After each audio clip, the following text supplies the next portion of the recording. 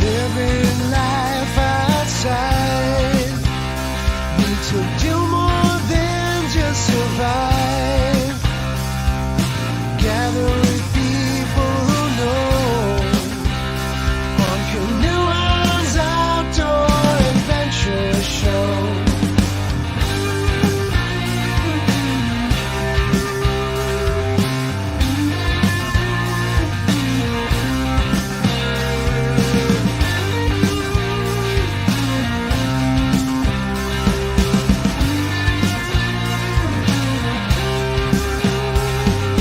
Canoehounds Outdoor Adventure Show.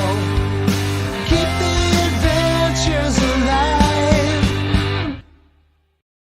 Tonight's episode of Canoehounds Outdoor Adventure Show is brought to you by Kid Products, stick stoves and reflector ovens proudly made in Canada. Algonquin Outfitters, with 5 key locations in and around Algonquin Park to serve your backcountry needs. Salis Marine, keeping you safe on the water since 1999. Ostrom Outdoors, custom fit canoe packs and barrel harnesses. Badger Paddles, handcrafted canoe paddles made to order. And Novacraft Canoes, connecting you with nature in Canadian-made canoes since 1970.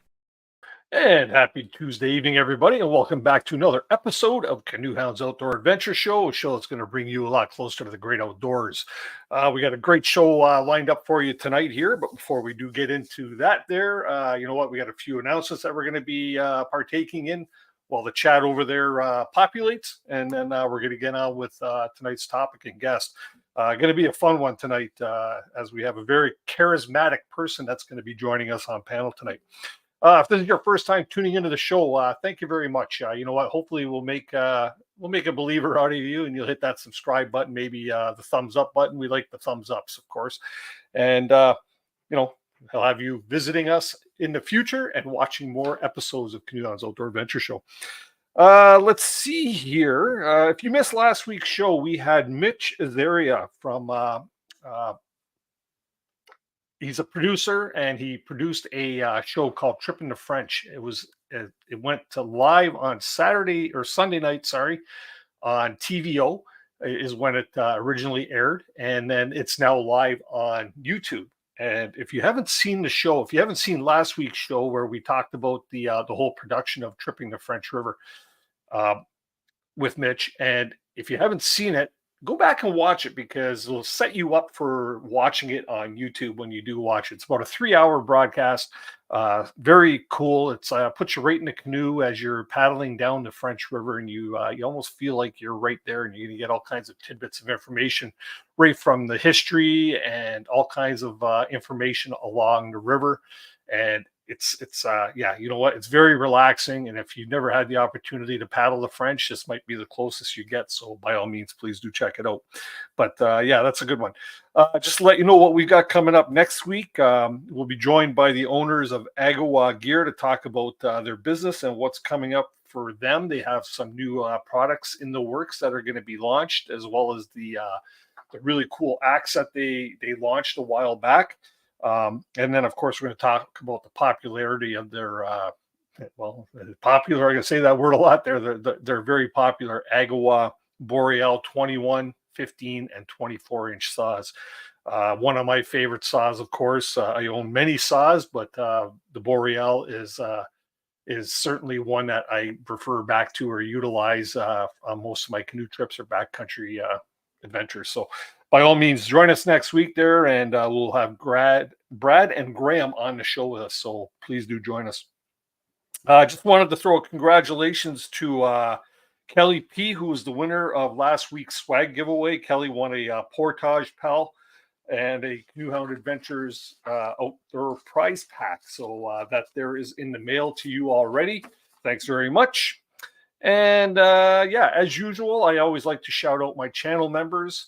And you know what? These are the people who actually contribute to the channel, and your contributions are greatly appreciated. It really helps us survive here to do exactly what we're doing.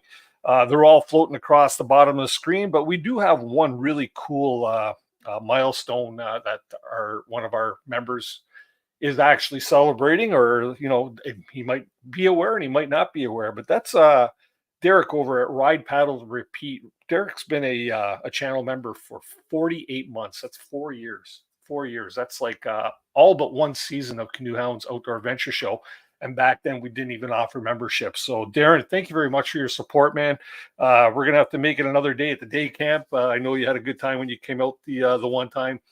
Summer's coming, so you never know what might happen there. But not to overlook all the people that are floating across the bottom of the screen there. All of your contributions, like I say, are greatly appreciated, and I truly appreciate each and every one of you.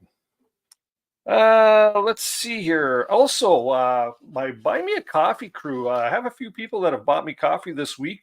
I have to thank Steve Bentley, Vicky Beam, and Beauty of the Backcountry, who buy on a frequent basis. Cheers, everybody. Let's take a dip. Dark roast today. Dark roast today. Yes. Okay, and now let's see here. We do have two birthday celebrations this week too that I'd like to get out. One is a subscriber, Gary McGuffin. Happy birthday to you. I believe your birthday is coming up on the 23rd. That would be, or today's the 23rd, right? I think it's either today or tomorrow, but anyways, happy birthday to you. And then longtime channel supporter and a very good friend of mine from Beastly Ironworks. I'd like to wish my buddy Dave Boyd a very, very, very happy birthday. Dave moved out east, and he's back down for the summer to do some work in our area. So looking forward to spending some time with Dave there, tipping a few beers, and maybe getting him out to the day camp as well, because it's that time of year where we're going to be getting back out there. Anyways, if you have any special events or anything like that you would like to share, you can drop me an email here at canoehound@gmail.com. I'll do my darndest to get it up there. I really appreciate it when you do send me these emails. Let me know that something's coming up, because I think it's worth celebrating, right? So let's get them requests in, and let's get that shared out there so everybody can throw birthday cakes in the chat over there or something along that lines. And then also, if you have any guests or topics you'd like to see on the show, we're pretty much almost completely fully booked for the remainder of the season, which is going to be about another 3 or 4 shows. But I'm always building for future content. So if anybody has anything that they'd like to see down the road, sorry, the dog's trying to squeeze by me here. And yeah, we'll try to make that happen. It always makes my job a lot easier when I know what you would like to see or hear here on Canoehounds Outdoor Adventure Show. So that's very cool. That's very cool. Anyways, that's enough of all the babble. Yeah, it gets us into the show a few minutes. So I think it's a good time right now to introduce tonight's guest and get into a little chit chat about what's going on with him. Tonight we're joined by an adventurer who, along with his brother, were the winners of the History Channel's Alone Series Season 4. He's an extreme canoe tripper who's paddled the far reaches of Ontario, Manitoba, the Yukon. He's the host of a new video podcast called Baird Country. And on top of all that, he's a family man with a great wife, 2 awesome young sons. Please welcome to the live stream. I hope I'm not going to wake him up. Good old Jim Baird. How you doing, buddy? Not too bad. How's it going, Dennis? Oh, you know what? It's going really good. It's going really good. There we go. We'll get ourselves all centered on the screen, and yeah. Jim said if he looks like he's looking off at a distance, he's got 2 monitors going, because one of them's a little cracked here, right? So yeah, my kids smashed my one monitor here, so I have to have a second monitor that's here. So if I want to see you, I have to look like this. But if I look at the camera, I'm just staring at a smashed screen. Well, I told Jim not to worry, because I'm not much to look at it. I think the smashed screen might look better than you anyways. That's okay. That's okay. I got broad shoulders. I can accept that. That's some say I have a voice for radio, but not a face for TV, and I put people through this every single week. So, yeah. I think you're a handsome man, Dennis. Thank you. Strapping young lad, just like you, right?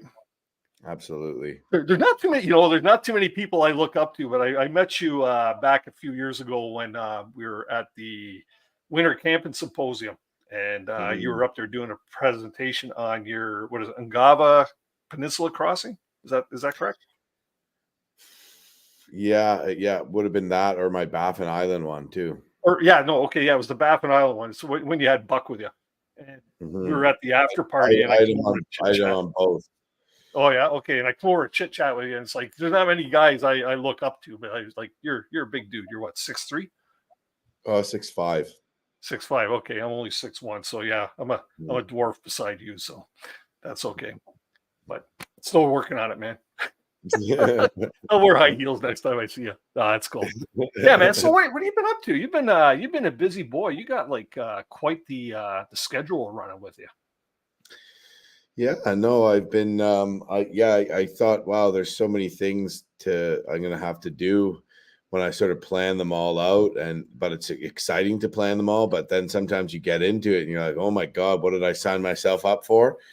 But then at the same time, sometimes you feel like, okay, I can do this, and you have time in between, and then that's where I add more things to my list Yeah. to do. So um for example, Tori, the kids, and I were out looking at a remote camp in Northern Ontario this past weekend, or not this past, like Sunday, Monday, and got windbound on a big lake and, roasted up a bison tongue that I found in the bottom of my freezer.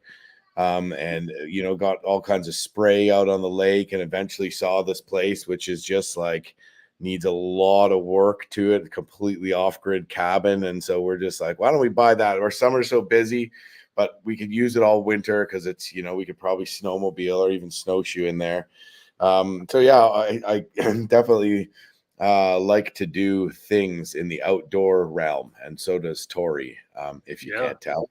Yeah. So that I was in the Yukon, did an ice fishing trip in the Yukon late winter, and then I'm going to be soloing a river in the Arctic this summer. I'm also going to be doing a canoe trip in Algonquin, a trout fishing trip, which is a yearly tradition, and another one on the North Shore, Lake Superior, with some other YouTubers that you might have known. And then the kids and me and Tori are all going to the Yukon for about 6 weeks as well. So yeah. Well, And then when I get home, I got to build a garage. it never ends, eh? Never ends. You know, Mhm. I appreciate that. I love seeing I love seeing your solo adventuring stuff, but I also love seeing the stuff that you do with the family. The therapeutic things that you're doing to get Wesley out there and into nature and stuff, and the way Hudson's growing up there. He's a smart little cracker, isn't he? Mhm. Yeah, nobody cared about my family stuff for a long time. Like it would be like no zero views. And some of the trips that I did with the kids were, very expensive and long. So it would have been really nice if just somebody watched one of them other than my mom. And Yeah, after we headed out to northern BC, and it's really just about getting out there with the family and doing some YouTube stuff. There's a lot of positives with that, right? It can get I think outweigh the negatives anyways. It can, help very bottom line, have more of an excuse to spend more time with my kids, right? Hmm. And yeah, after the Stikine, we had all these trips that were pretty crazy. I did a fly-in moose hunt with them and paddled the French River and all this kind of stuff. And we even shot the show Home in the Wild on Nat Geo.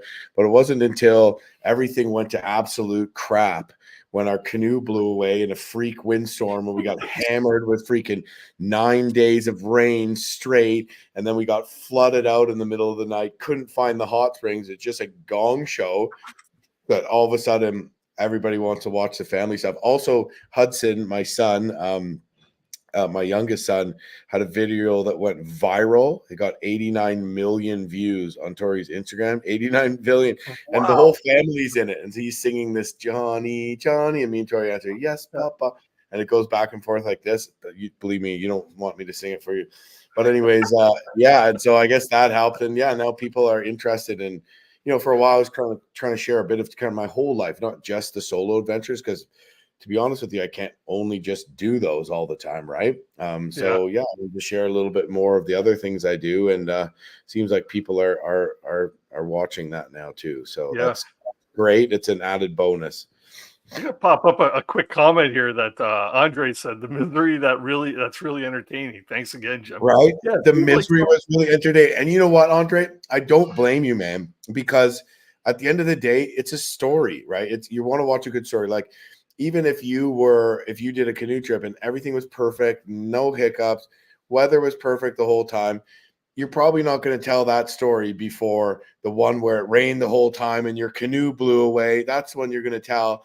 And the reason is because people are going to find it more interesting. So I guess that was the silver lining. And looking back on that trip now, I'm just like, oh, that was awesome. But at the time, and for Tori too, it was just like at times it was like, oh my God, or is this trip cursed? Like, what is going on here? yeah. Yeah, I know those are the trips we remember too about ourselves, right? Like, the trips that go off without a hitch. Right. They're the ones that slip from memory really quick. It's the ones where you have face adversity that are the most memorable trips. And what was it you that called a type 2 fun, right? It's Yeah, I don't think I made up that term, but yeah.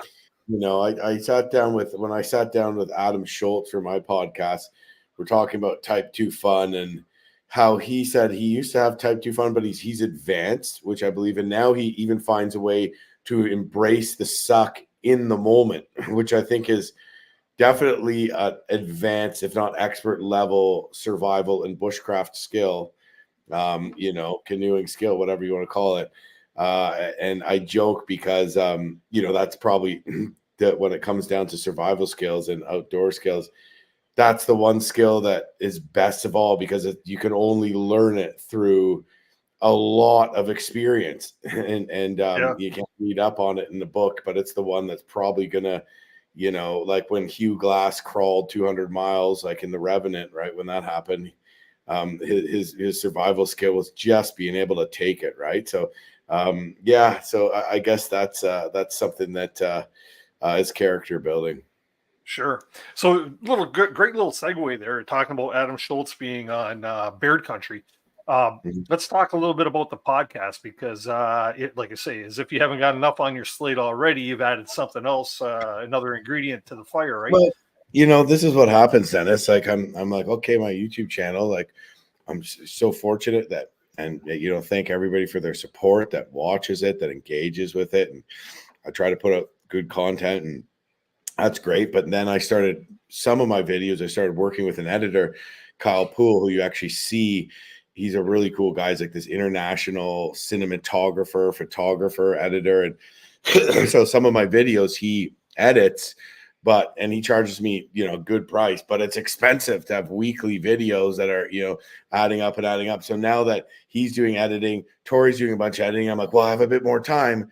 And what do? I start a whole podcast, and now I'm just as busy as ever, and I put it on Monday as opposed to Tuesday because then I wouldn't be able to watch Canoehound. But I think the awesome thing about it is it's just like the booking people, as it can be hard getting people tied down. And sometimes, I'm doing it in person too, which is a big ask. So I kind of have to understand if somebody can't, even though it's kind of a destination here, it's out of the way, right? Yeah. But just being able to sit down with other people and have a great chat and just meet them sometimes in the middle of like a regular business day and sit down, have a meaningful conversation and just get to know some of these people or catch up with people I already know that are, doing the kind of stuff we do and getting out there on real trips. And a lot of them have managed to really build a career out of the outdoors, out of their passion and entrepreneurs, although probably a lot of them wouldn't call themselves that necessarily, but they are. And so, yeah, just it's been really inspiring for the chance to sit down and do that. So, yeah, it's been good. Yeah. And so your podcast is recorded and then edited. Is it pretty much a straight edit, or is there a lot of stuff that gets cut out? Like you get into like So, little babble fests type of thing? no, there's no editing, anything like that. Like I don't like even a lot of the comments that I was getting because now I was probably too close to the mic at first. Here we Mhm. go. Look. Oh, it can't get it on. Too close to the mic there. And so it's like this. So when the person was talking, I'd be like, mm-hmm. And then all the were like so loud, and everyone's like, "Stop saying all the time." I'm like, in a normal conversation, you don't notice it, but on the pod, so somebody that maybe edited more might, cut out the or the coughs or whatever. I didn't, but I didn't have time to cut it myself with all the other adventures I was doing. So I hired out an editor to do it as well, which was like $500 a week. So you can imagine that adds up, especially for a new podcast where you're not getting like crazy traction or anything or any sponsors or anything off the hop. Not like you with that 14-hour sponsor reel that you ran out of this. I was like, I should start stealing all these sponsors. This is awesome. Yeah, because you got, my show's just sort of getting established. And and so, essentially, what was I saying again? I lost my train of thought. Oh, We were talking about the edit and everything.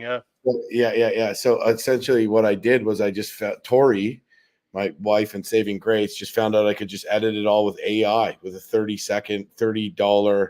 Because all it is it's 3 cameras. It's a 3-camera shoot. So she pays like $30 a month, and then like AI edits, and you got to go in and line things up, and it still takes time for sure. You can't just dump it in there and walk away. Like you got to line up, you got to watch it afterwards. There's certain things that it might not catch, or it might look at one person where the other person's talking. But overall, essentially, save me like $2,000 a month. Sure, that's crazy. I didn't know that I thought maybe your editing guy was editing your footage or something along that lines, or even yourself or Tori. But yeah, AI, it's getting scary, isn't it? No, I don't, honestly, I don't think so. I think it's great. I have like the Chat GPT app on my phone, and I'm like way smarter. Like sometimes even just like when I'm texting my brother, he like text me some like opinion, and I'm like, that's triggering. And I'll just type it into Chat GPT, cut and paste that since I don't have time to type it, and just like send him back that in the text to like disprove his point. You know what I mean? That's crazy. Yeah. I don't know, this old guy, I'm a little older than you, so I have a hard time grasping all this stuff, right? I'm like, what are you talking about? I couldn't figure out this live stream for the life of me. I had to like cry and ask my wife to figure it out for me. Like you're pretty on the ball. But like, I guess the point is, so I do use it a bit. I'm not worried it's going to take over the world yet. Put it that way. It's just like some things it does is just dumb, and it's not really, it's not like germinate a cybernetic organism yet. You know what I mean? Yeah. That's cool. So let's keep on with the Baird Country for a bit there, because you've had some pretty notable guests on here. Kind of wrote down a list. You started with Sean James, and you had Tori on, Wyatt Black, who's a great interview. Bob Azumi, Kyle's your editor guy, right? Or is that Kyle Poole? Yeah. Wob Gijek Rice, the author, was really interesting too. Adam Schultz. Yeah, Adam Schultz. You've had some really good guests. So all your guests need to actually, they get to come out and visit the humble abode. Yeah, which is really stressful because now I have to keep the place clean-ish, The front of my house, not so much, because I always have stuff going on. We were like doing maple syrup boil downs. All my canoes are there. There's firewood there. There's like kids' bikes and wagons and like the odd just tarp lying around. Like, it looks well used. Looks probably like you would expect my place to look like. We were just like frying out smelt on the driveway when Kevin Callan was here. He's going to be on. Dave Whipple. Should look at getting Dave Whipple, Bush Radical. He's not really a canoeist, so to speak, though. But but anyways, he's got some good guests coming up. It's right at my house, just by my fireplace. I try to do it in the day. I had Mike Ranta was on too. I do it during the day, so then that way Hudson's not like jumping on my lap in the middle of the podcast, as fun as that might be. And people bring their dogs over, and their dogs are like running around the background. I don't take it too seriously, but hopefully I've been getting some good feedback on it. People seem to be really enjoying it. I think my concerns are because I'm posting it to my YouTube channel and the audio's going up on Spotify and all that. I think some people think, oh, you're just a podcast channel now. It's like, well, I'm actually posting 2 videos a week now. So I'm posting the podcast and I'm posting my regular adventure series, my regular adventure films. At this time of year is a bit of the shoulder season right now. So this is when I post, I upload or publish some of my full documentaries, stuff like that are sort of like a combination of a past trip, but all in one that people seem to really like. And then, next month, my my crazy expeditions start to like amp up significantly this year again. So I'm super excited. It's going to be one of my biggest years ever of doing remote, expeditionary canoe trips and the like.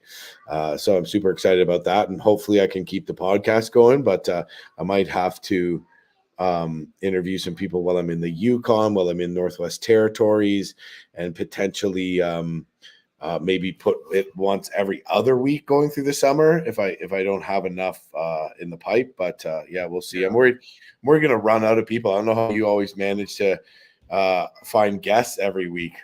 It's tough, man. It's tough. Sometimes you double dip. Like this is your second or third time having been on the show, but Right. there's always new content, even with old folk, right?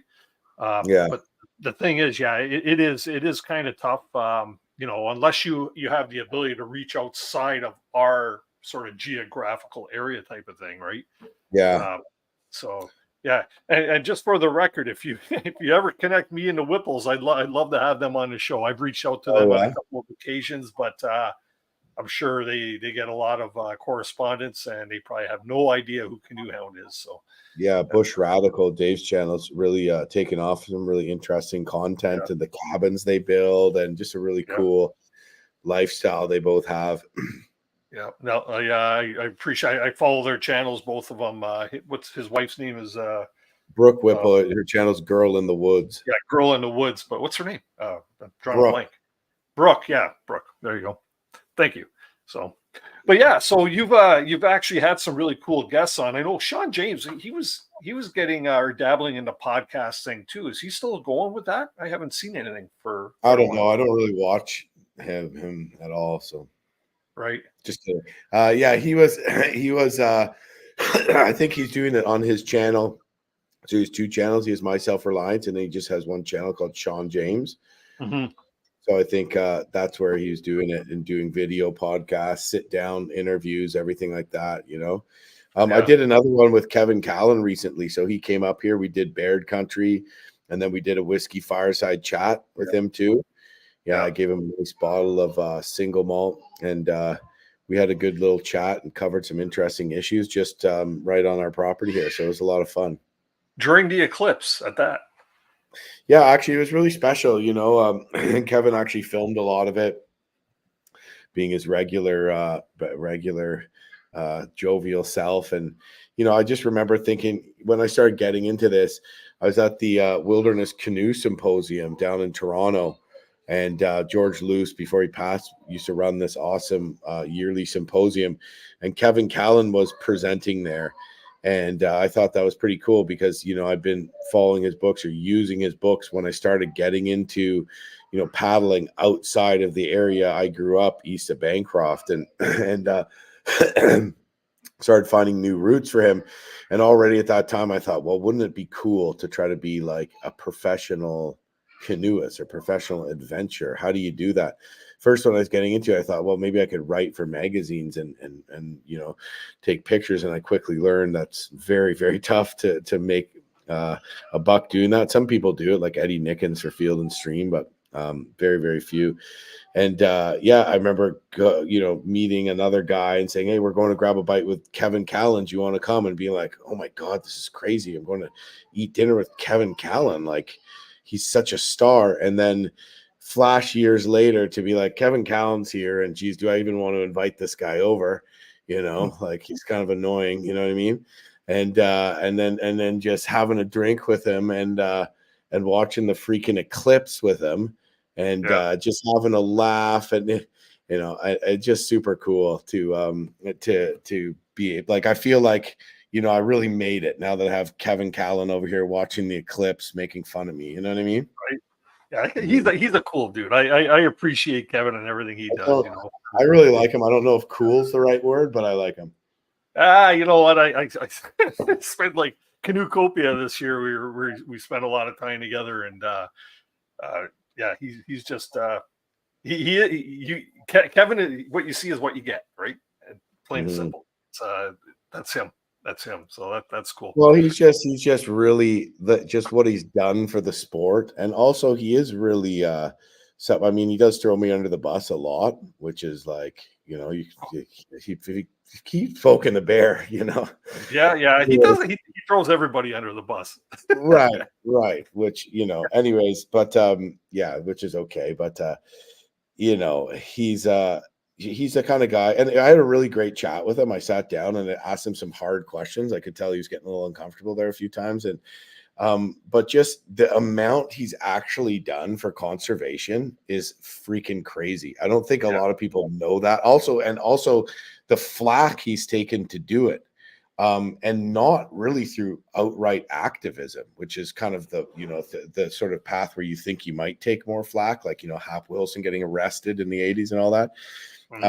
But yeah, the flack he's taken, and also just who has paddled the routes this guy has in, you know, maybe not the Arctic watershed up to James Bay, but everywhere else in Ontario and the Great Lakes watershed, man. This guy has done every freaking route, man, pretty much. He doesn't do as much as the crazy whitewater stuff, although he does a bit. But yeah, so it's just really interesting to sit down with a guy like that and to hear his stories. And like I said, that's one of the things I love about the podcast, because usually I see Kevin, we go to dinner at maybe Canoecopia, he's throwing me under the bus. I can't think of a comeback before he turns his camera off. And I'm like in my hotel room that night, I'm like, I should have said this. You know what I mean? Yeah, and you know, you catch Kevin at on a question, like you said, you asked him some hard questions. When he turns and looks at you and says, "Ooh, that's a good one." Yeah, you know he's thinking while he's saying that, right? So right. Well, that makes you feel good, because he's giving you good question. You know what I mean? So yeah, and he always comes up with unique stuff too. So when you had Adam Schultz on, I met Adam a number of times, had him on the show here a number of times. Actually, he lives not too far from me here. What is it? Explorer to adventure? Like, okay, he's done these epic adventures. You've done some epic adventures. What's the real feel when the two of you are together and talking about it? Like, he's a great speaker. He's a great storyteller, as are you. What's it like when you two actually got together? Was it? It was kind of like a bro. It was like a bromance. Yeah. Yeah, you know, to be honest with you, I didn't know, because he's more of this kind of like academic author guy. And like more like, yeah, definitely more of an academic, but I also actually have a half decent knowledge of history, and I really enjoy a lot of those subjects as well. As I think a lot of people that paddle some of these routes love the human history aspect and are interested in learning a little bit about it, whether it's First Nations, voyageurs, for, you know, for better, for worse, what went down on those waterways. And so yeah, I found it just to be a fascinating chat going on about that kind of stuff. Turns out he's also a hockey player, and just very interesting to sit down with somebody like that and realize that both of us, of our complete own free will, doing completely separate trips, can sort of come to the very same conclusions. I always find that to be interesting. So yeah, I guess I didn't know Adam. I talked to him a few times. I wasn't sure you know, exactly how we'd get along, or if we would, or if he'd be, but yeah, he turned out to be just like, you know, a bit of a frat boy jock like me. So, you know what I mean? We got along pretty good. Yeah. Was there a lot of note taking between the two of you?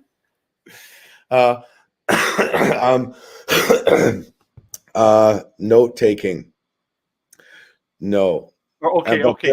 Mental note taking, because you know, I think so. Oh yeah. I think so. I think so too. Yeah, we were both a lot of asking questions about trips. So he'd been to Labrador, where he'd been in Labrador. You know, I've canoed across in my intro.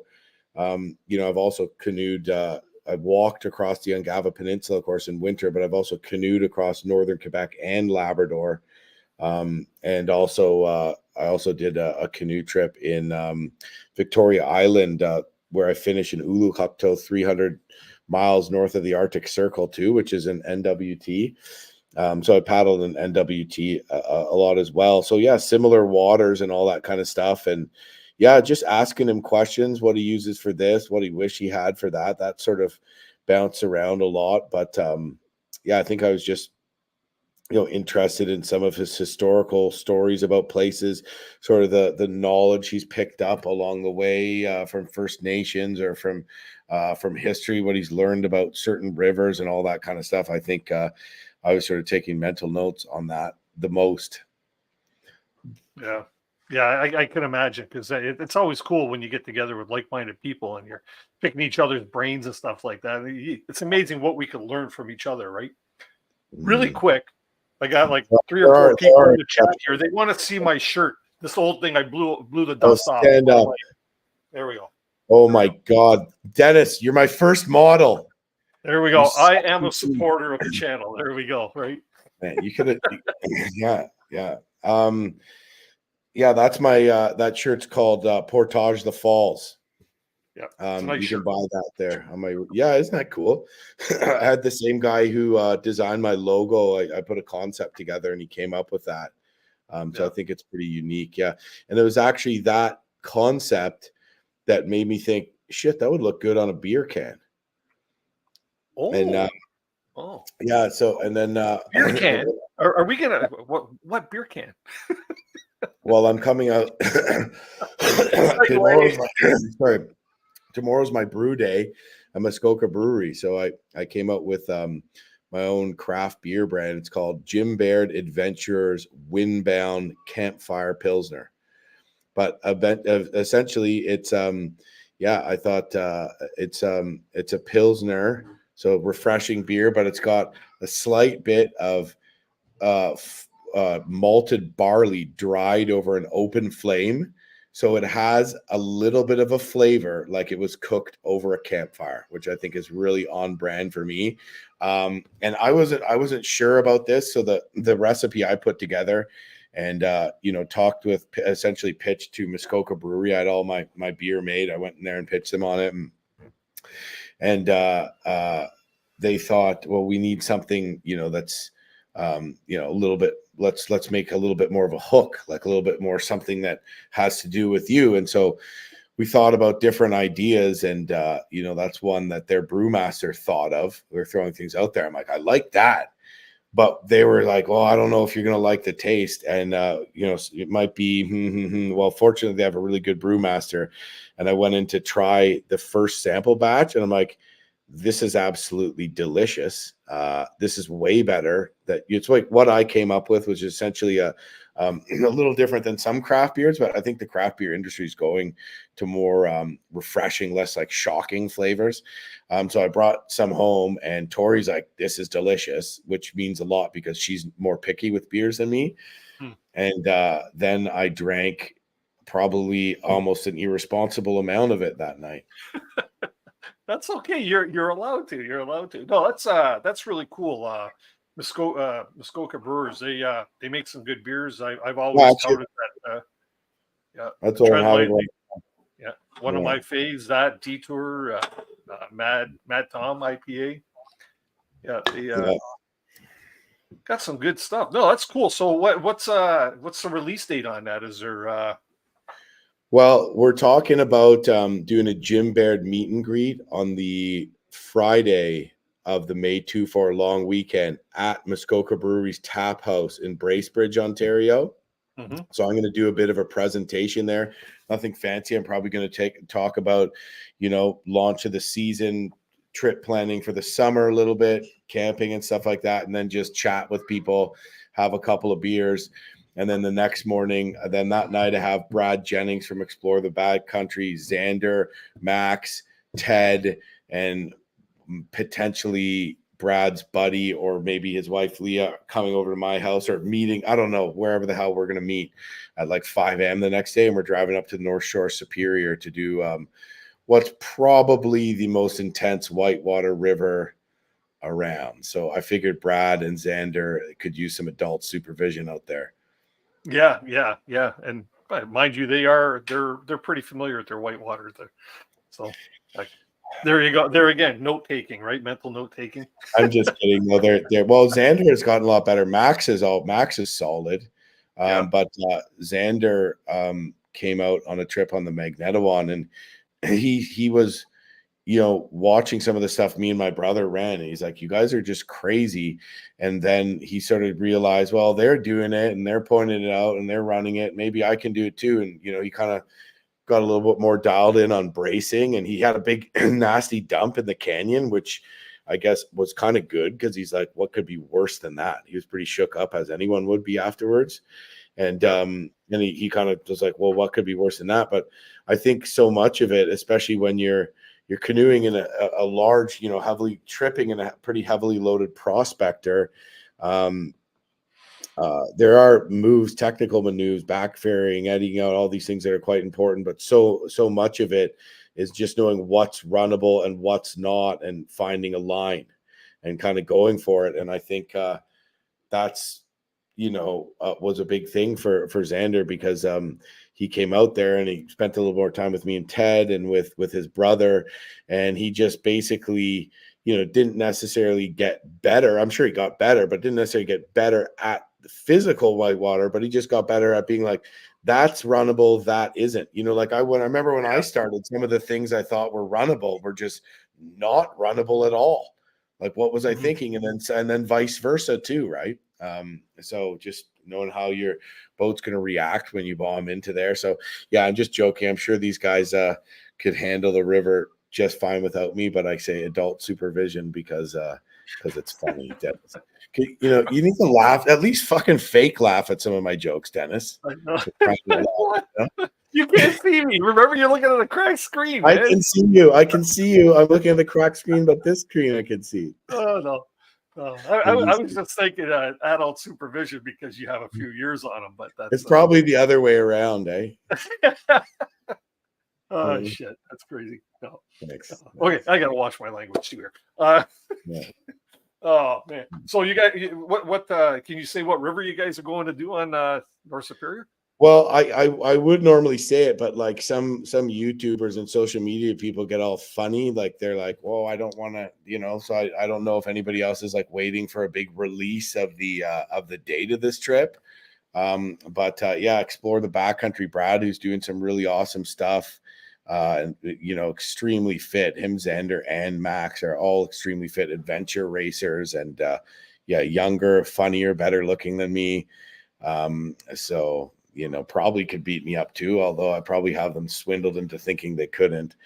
But anyways, so it's got a really great group of guys, and my brother too. I'm really looking forward to it, man. Like, it's been weird. It's been snowing, and the rivers around here have been in flood, and it's cold, -6 the other night here.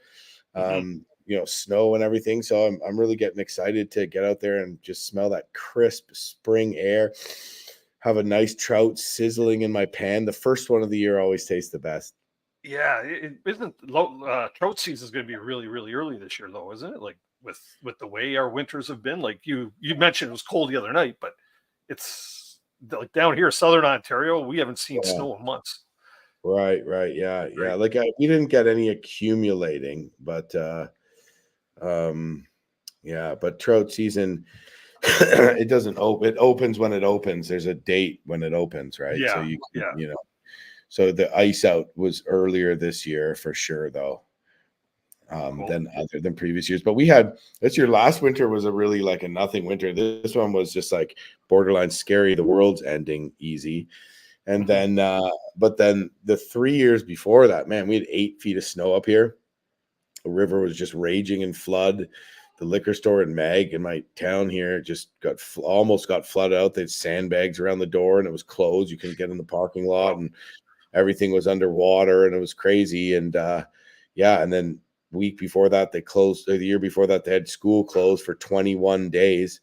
And it was like -30 or to -30 between -30 -40 for like 2 weeks straight, which is pretty substantial for here. That's when we had the vortex, right? The polar vortex. Yeah, I think so. Maybe one of those vortexes. So yeah, we had 3 cold winters, and then even cold like -20 all the time, but not overcast. Like So, but not sunny, like overcast and howling wind. You know what I Yeah. mean? Like -20 on a nice day with no wind. Like in the Yukon in the winter, there's hardly any wind. It's very still. Hey, it's Yeah. still, it's dry, so it's cold. It gets -40 in that, but usually it's still, and you don't have that piercing wind chill on top of it, Hmm. Well, quick question here from somebody in the chat there is going back to your beer. Will the beer be in LCBO throughout Ontario? Will the beer be in the LCBO throughout Ontario? We'll see. Muskoka Brewery is going to help. I'm basically doing promotions for it, and they're going to be distributing it. So they're Mhm. doing like a limited test batch as part of their kettle beers program, which they do every year. And if people buy it and it takes off, they're going to make it again, probably next year, and hopefully become a regular brand. I think they're going to pitch it to the LCBO. They didn't make any promises, and it potentially might be, if not sold as single cans in the LCBO, it might be available in their survival kits. Those survival packs, the Yeah, the mixer six pack. packs of mix. Yeah, yeah. Yeah, so they thought that it might be a good fit for that. Heck, I forgot. I do have some Muskoka beers on me because I got one of them survival packs downstairs. It's just not in the fridge. Shoot. Oh well. Stick with my coffee tonight, man. Mhm. Oh wow, that's crazy. So let's see here. I still wanted to find out more about your podcast, because like one podcaster or live streamer to a podcaster. Yeah, yeah. Um, yeah, how is it going so far as finding guests? Or do you find that difficult, or is that a difficult part of the whole process for you? Not finding them, but just like keeping a schedule is I think more Yeah. challenging for me. You know what I mean? Because yeah, I'm not the best. I'm kind of like a pen and paper guy. I'm not the best with like Notion and Google Calendar and all this kind of stuff. So it's like before I make any other plans, I can't just have my big trips and a few other things involved. I have to be like day to day, who's coming. Some days I sat down with two people. Most days just one, but okay, they're rescheduling to here. And so that kind of stuff, and just remembering what's coming up next week.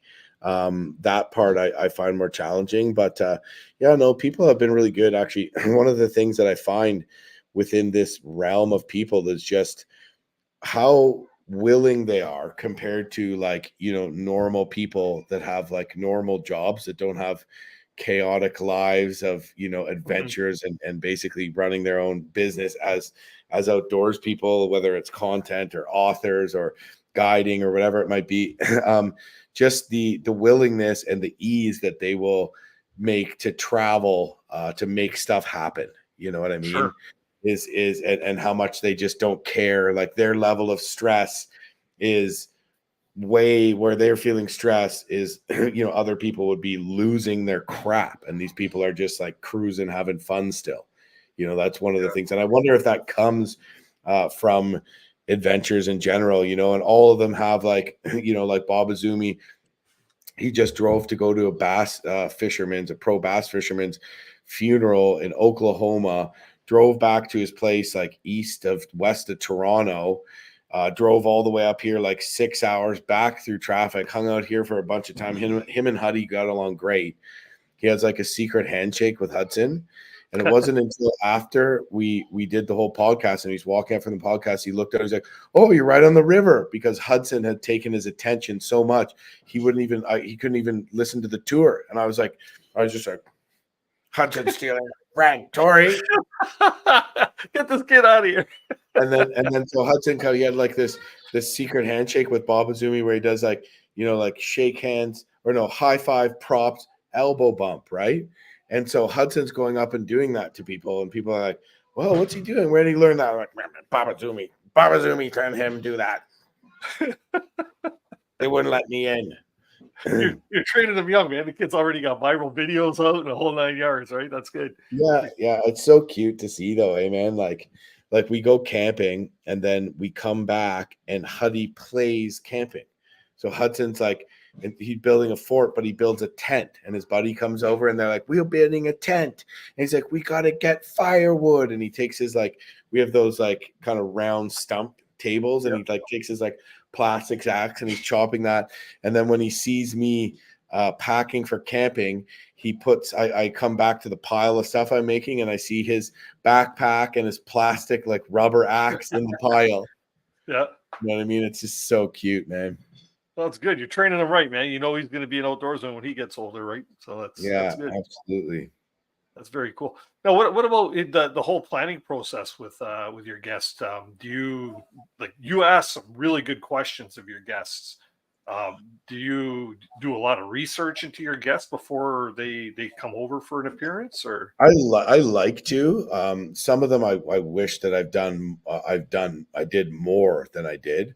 But like Wob Gijek, when he came over, I read Wob's one and a half of his books and watched a few interviews with him, and I find the more that I research, the more when I listen, I can sort of craft interesting questions.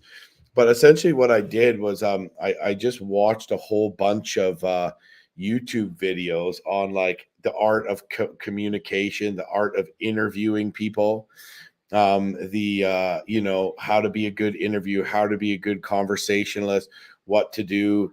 And I kind of listened to a bunch of those a bunch of times.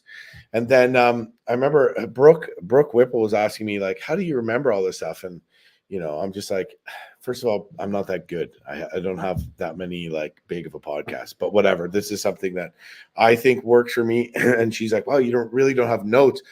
And she thought, how do you remember? So I thought about it a bit. And I remember watching a TED talk with this guy who talks about how to create a long-term memory. And he's somebody that had a traumatic brain injury as a child and had a terrible memory and then learned how to train his brain. And he said, a fact plus emotion equals long-term memory. Fact plus emotion equals long-term memory. And I realized that's probably how I was able to remember all the questions I want to ask, because I start researching somebody or thinking about them. And then I just write down things that excite me or interest me. And I realize I'm writing those down, but I'm feeling excited or interested or stoked at the time. I'm pumped about it or want to hear more. Well, that'd be a good one. And I guess that I'm somehow was not consciously relating an emotion to those ideas. And then I just sit down with them beforehand. And I like to lead off with a story too. So that's the only part that's like kind of, a bit scripted. So they'll start to tell me stories. I said, okay, don't tell me the rest. I don't want to know. So I do the intro and I say, okay, you were telling me the story upstairs. It started off, and they'll kind of pick it up from that point on. And people like stories, right? Yeah. So yeah, I sort of try to hook people in with an interesting story. It's funny. None of the people as interesting and as well traveled as they all are, a lot of them have problems thinking of a story. And I guess when you have a lot of stories, or you have everybody has a probably a bit of imposter syndrome, or think as much experience as you have, you always know there's more I could learn and there's more I can do. So people probably don't realize how good some of their stories are. You know what I mean? Yeah, for sure. So I might start telling them to think of one beforehand, so they don't have to be like, oh, geez, what story do I do? You know what I mean? Yeah. No, you're really good with facts and stuff, because you mentioned earlier there you have a love of history of the areas that you're traveling and stuff like that, and you're talking a bit about that now, but you bring up a lot of historical, geological, a lot of folklore tidbits in all your videos, especially your tripping videos.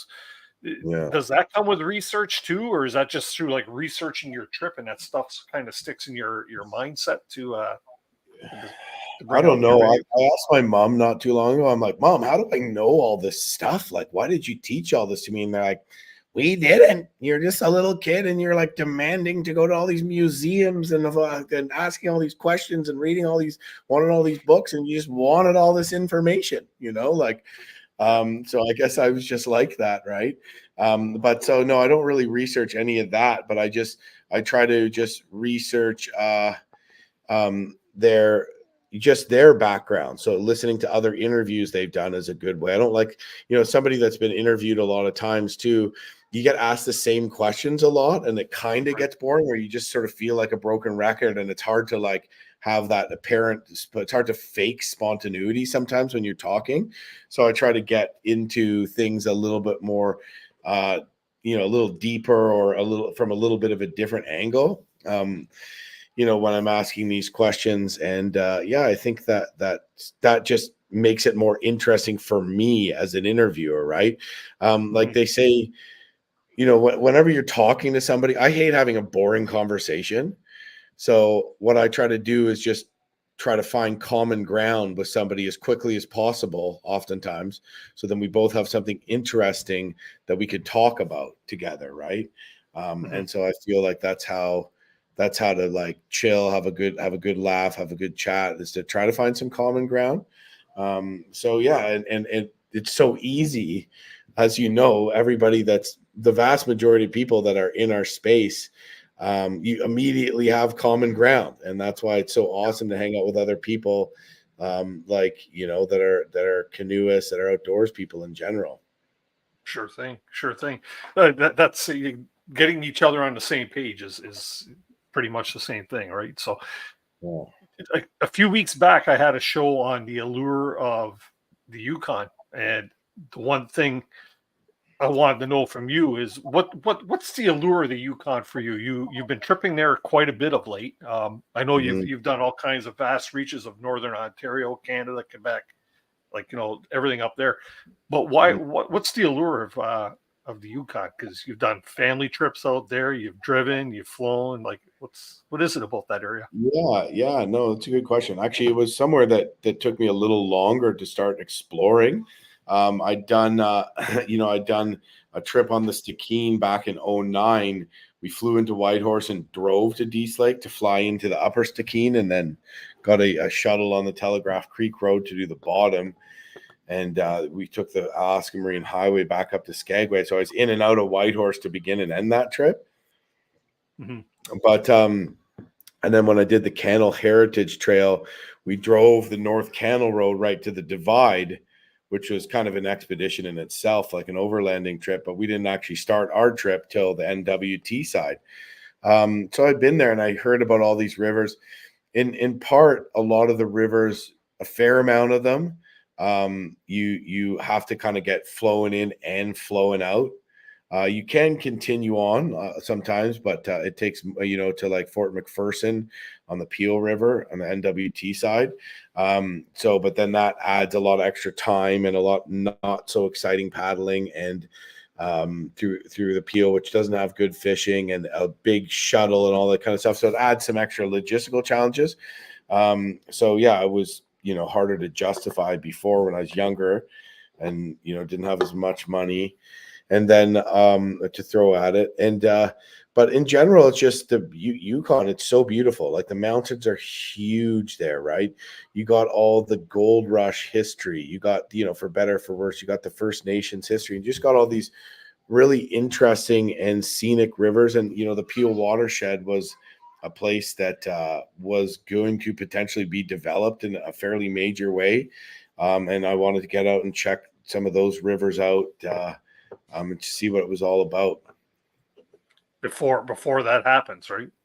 Yeah, and eventually the majority of it now has been protected, but a lot of it is because of, First Nations, canoeists of, various backgrounds, non-Indigenous Canadians that had paddled some of those rivers, that really stood up for that fight to protect it. And so, yeah, that was pretty cool to see that happen. Mm-hmm. So did you mention earlier that you want to do another Yukon trip, or you have another one coming up, kind of in the near future? Yeah, for sure. It's just, it's just such a cool, it's just got such an allure to it. And if you saw there's a statue in front of Whitehorse that I put into some of my videos, and it's of a Klondike stampeder. A lot of them were probably just crazy, coming into the country with very little provisions to their own death, and came home poorer if they even survived, and all that.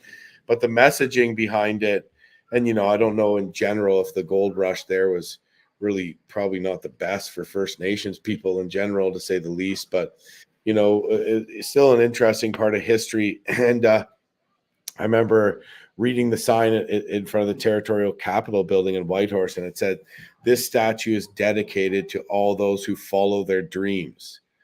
And that just resonated with me because, I remember reading it, and I am in the Yukon following my dreams. And that just kind of gives me goosebumps. Like, can I really do this with my life? Can I really do these big trips again and again and find a way to make that happen?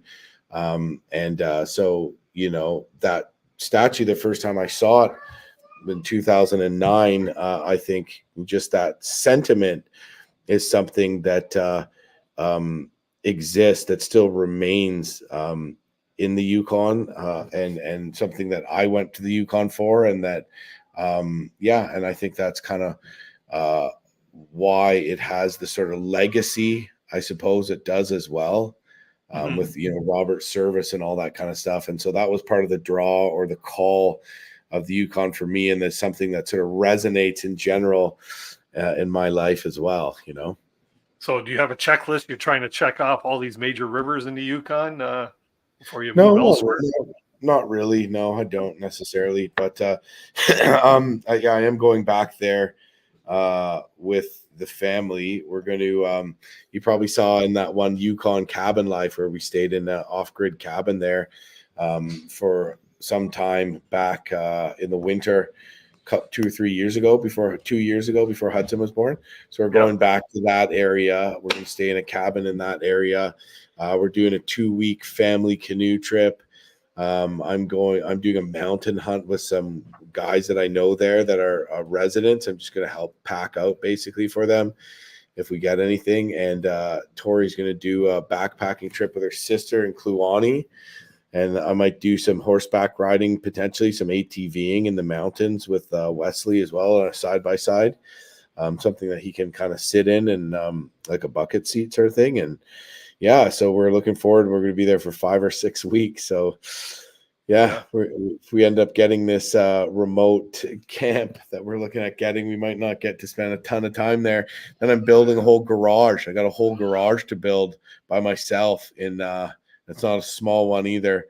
And I'm doing that in October. So if we end up getting this camp, we might not get up there till the fall, and then hopefully we can use it all winter.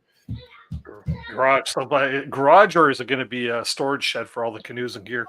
Well, it's 2 stories. So the upstairs is going to be storage. Like, we have so many like tools and different things between, camping gear and stuff that we use, right? And then stuff Tori uses for her business, Paddle Like a Girl, and just tools and stuff like that. And your sheds are storing snowmobiles and an ATV and other camping gear. So, the upstairs of the garage would be nice to have, and just a workshop, heated workshop. And I'm building it. I designed the entire thing as well. So I can drive my truck into it with a canoe on the racks without having to take them off. So I can drive a canoe. So it's got like a 10-foot ceiling, and then a vaulted ceiling upstairs. I had to put in little knee walls, and then because it's a small space I'm working with, it's going to have a door. A staircase will be exterior, so it doesn't take room inside. Okay. So it'll be exterior going through a dormer. So it'll be interesting. I've done a fair amount of framing before, but I've never built a full garage by myself. So, Won't be by yourself. I'm sure the wife will be in there helping.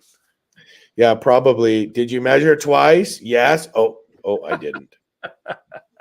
I've seen you guys working on builds before. Okay, it's I'd be like, Tori, can you just measure this for me just in case? She's like, and it's a foot short. Cool.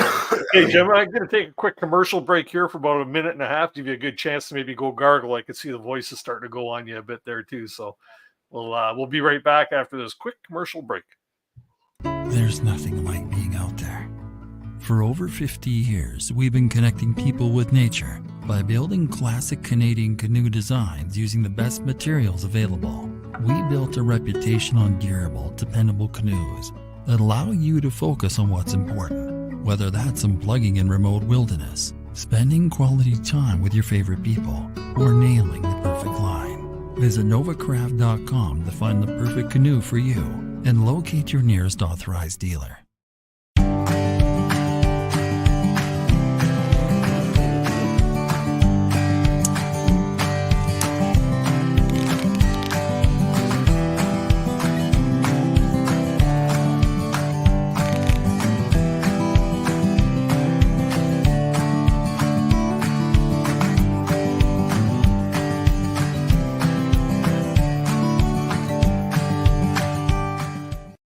Tonight's episode of Canoehounds Outdoor Adventure Show is brought to you by Kid Products, stick stoves and reflector ovens proudly made in Canada. Algonquin Outfitters, with 5 key locations in and around Algonquin Park to serve your backcountry needs. Salis Marine, keeping you safe on the water since 1999. Ostrom Outdoors, custom fit canoe packs and barrel harnesses. Badger Paddles, handcrafted canoe paddles made to order. And Novacraft Canoes, connecting you with nature in Canadian-made canoes since 1970. And welcome back to the second half of Canoehounds Outdoor Adventure Show, otherwise known as Overtime. Good time for overtime in the playoffs of the hockey, right? Anyways, let's get back on here with Jim. We'll bring him back on panel, and in a few short minutes, I'm going to post the link if anybody wants to come up and maybe ask a question or two of Jim. And we'll try and get a few people in, because I imagine there's probably a few people that might have things they want to know about you, Jim. Quick question about this here. What? Yeah, you're a tripper. The carpets. Don't you field these questions? Do the carpets match the drapes, Dennis? Why, did I miss that one?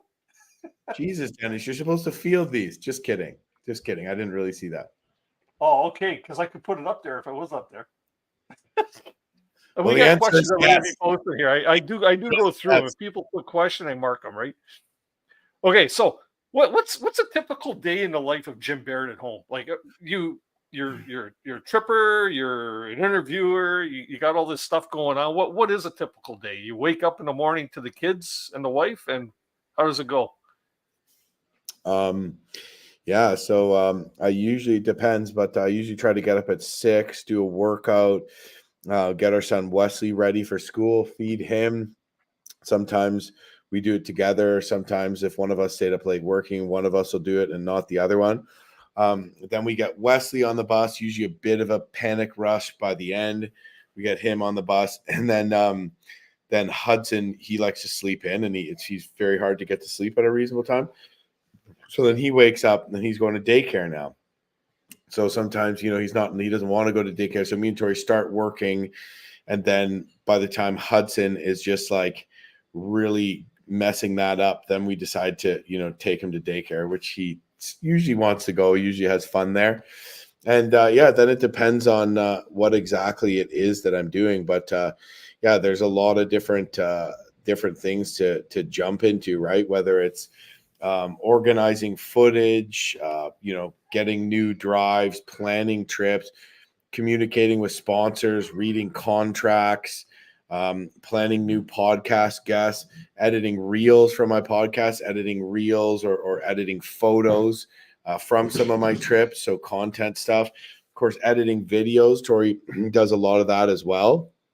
And then of course, when it's trip time, packing gear, making sure my camera equipment is all figured out, worked out. That's always an important thing.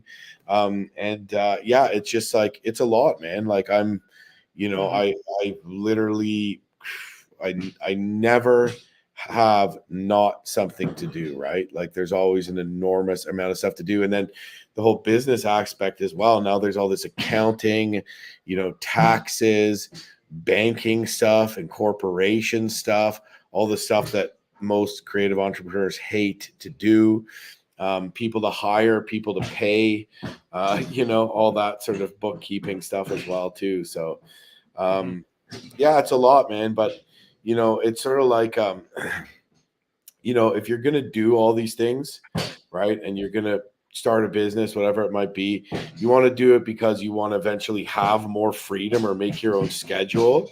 And and hopefully make more money. But the problem is that when you get to the point where you are making more money, it's like everything's like hyper crazy, and you can't enjoy the more money that you have, or you can't enjoy the fact that you're the boss, and you can wake up later if you want to because you've made yourself so busy.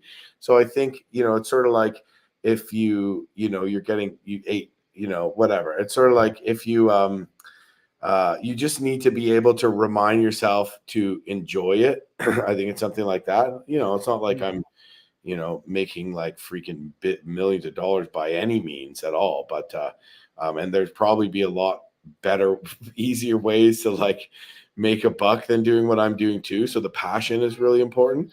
But I think, it's just important to remember, okay, I'm doing this because, I'm going to learn to just deal with the craziness of it and still have fun in between. I think that's kind of like the challenge, and just keep on persevering with all the challenges. I think, you hear this all the time from people that just say, just don't give up. If this is what you want to do, just keep going, embrace failure, because every time you learn something, every time you fail, you're that much closer to, to the right thing. Right. And so many things, you look at so many different businesses, or, YouTube is so much like this as well. You look at investing and all that. It's like 1 in every 10 attempts at something is a success. All these guys like Disney, it wasn't until Fantasia or something, they were just losing tons of money. They're a total flop. I forget what it was. And then they're way in the hole. And then this is when they were kind of getting started. And then they had one cartoon that just blew up, and that was it. It was like, it was so easy for them to give up 100 times. Right. And so everybody else that's trying to start YouTube channels, just keep that in mind, because it can be discouraging, Dennis. Like, you know what I mean? Like, right. I know. Yeah. And every YouTuber goes through it, right? Because it's such a time consuming thing that it sucks up a lot of your time. And now I this isn't a full-time gig for me like it is for you, right? I work, I have a business, I have my family too that I have to juggle just like you do. Which is even crazier, because now you have another whole business and you have this. Like, no moss goes in your shoes either, man. Yeah, for sure. So, like, perfect question. Donald Dakota just posted here. Do you ever just sit back, relax, and just take it all in? Kind of hard to do when you have a young family too. Well, right? Sometimes afterwards. Yeah. Like, even though, but yeah, absolutely. Absolutely. I think, I live in a beautiful place, right? Like, I'm really blessed to live on the Magnetawan River. So I always am looking at the river. I'm always seeing wildlife just out the front window or whatever when I'm home, bald eagles, ducks, deer, and more otters and all kinds of stuff I can see down the river. And I think I definitely am not always, go. But I also really like, finishing things and progressing on things in the day-to-day life, whether it's, building. I thought, like starting a business, if you want to consider what I do, starting a business, which it is, it can be the most stressful thing, but it's also the most exciting thing you'll ever do. Right. So embracing failure when you start is something that, a lot of people, they don't want to admit that they failed on something. So they either just fake that they haven't, or just keep doing it and keep losing at it. Right. And so I think it's something that, it's, you can't be too worried about that. And you got to just keep going, and it's also like super exciting, man, Mm-hmm. Well, you're doing it right, man. Like, it's amazing how, you disappear. Well, not disappear, but you disappear on these adventures for like 6 weeks at a time. Yet you have enough of a library so that your uploads are consistent, right? You have that weekly upload, and now, twice a week now with the podcast too. It's that's a very daunting schedule. Very daunting. Right. Mm-hmm. You know what I mean? Like me, I put out one show a week. I haven't got time to edit my trip videos and stuff, which is my real passion. I'd rather put them out than Right. sometimes show. To talk to this But I just don't have jackass. time. No, you know what? And the best part of this for me is that I get to meet cool guys like you, and other guests as well that who I enjoy watching. Like, I wouldn't be donning the shirt, or I would never buy the shirt if I didn't appreciate your channel. You know what I mean? Thanks, I'm buddy. not that nice. I'm not that nice of a guy. Yeah. Right on. So Jim, before you were a full-time YouTuber, before your time on Alone with Ted, what did you do? What was it that you did to make ends meet? So yeah, I was actually full time in content, working for freelancing for magazines before I went on Field and Stream, and Okay. it was real hard. So I was actually my and then I worked in mineral exploration before that as well. So I'd literally go up to the bush, work in the bush for 2 or 3 weeks, and then I would come home and pack up and go into the bush for 2 or 3 weeks. But because I could make that money on stints working in the bush in northern Quebec, northern Ontario, I wouldn't spend money, and then I could have time off in between. So that's how I kind of got my first projects off. But going way back before that, my parents ran a map business. So I did some R&D from the Canadian North for the map business. Unfortunately, that ended up it is no more. It ended up failing. Ted and I, kind of stayed trying to kind of get that going again, and couldn't really figure it out. But we worked some jobs where we could work a lot of hours and then go and do the trips too. Sales. I actually worked in New York City back when I did that. So me and Ted, we were in New York, and then we were in Nunavut. We did a 5-week canoe expedition in Nunavut.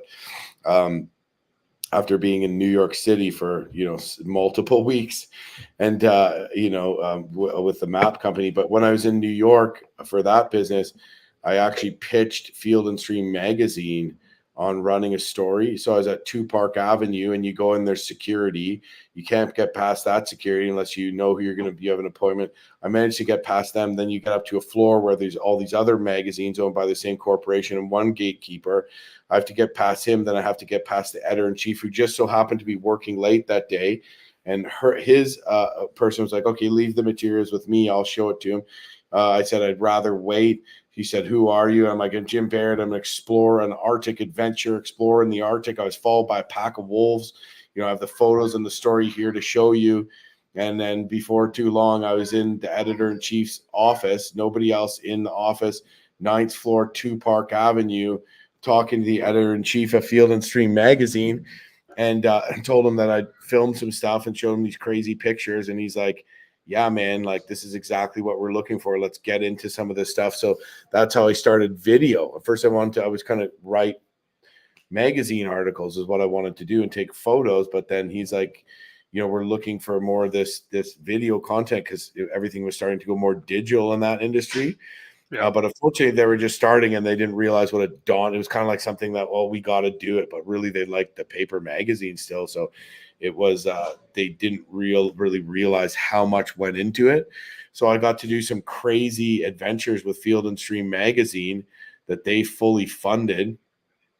Me and my brother and 2 buddies paddled across northern Quebec and Labrador, 33 days, like, caught giant fish, lived off the land, hunted geese, spit roasted them over the fire, like portage over 3 heights of land, paddled the Adlatok from source to sea. Before that, we went up the George River.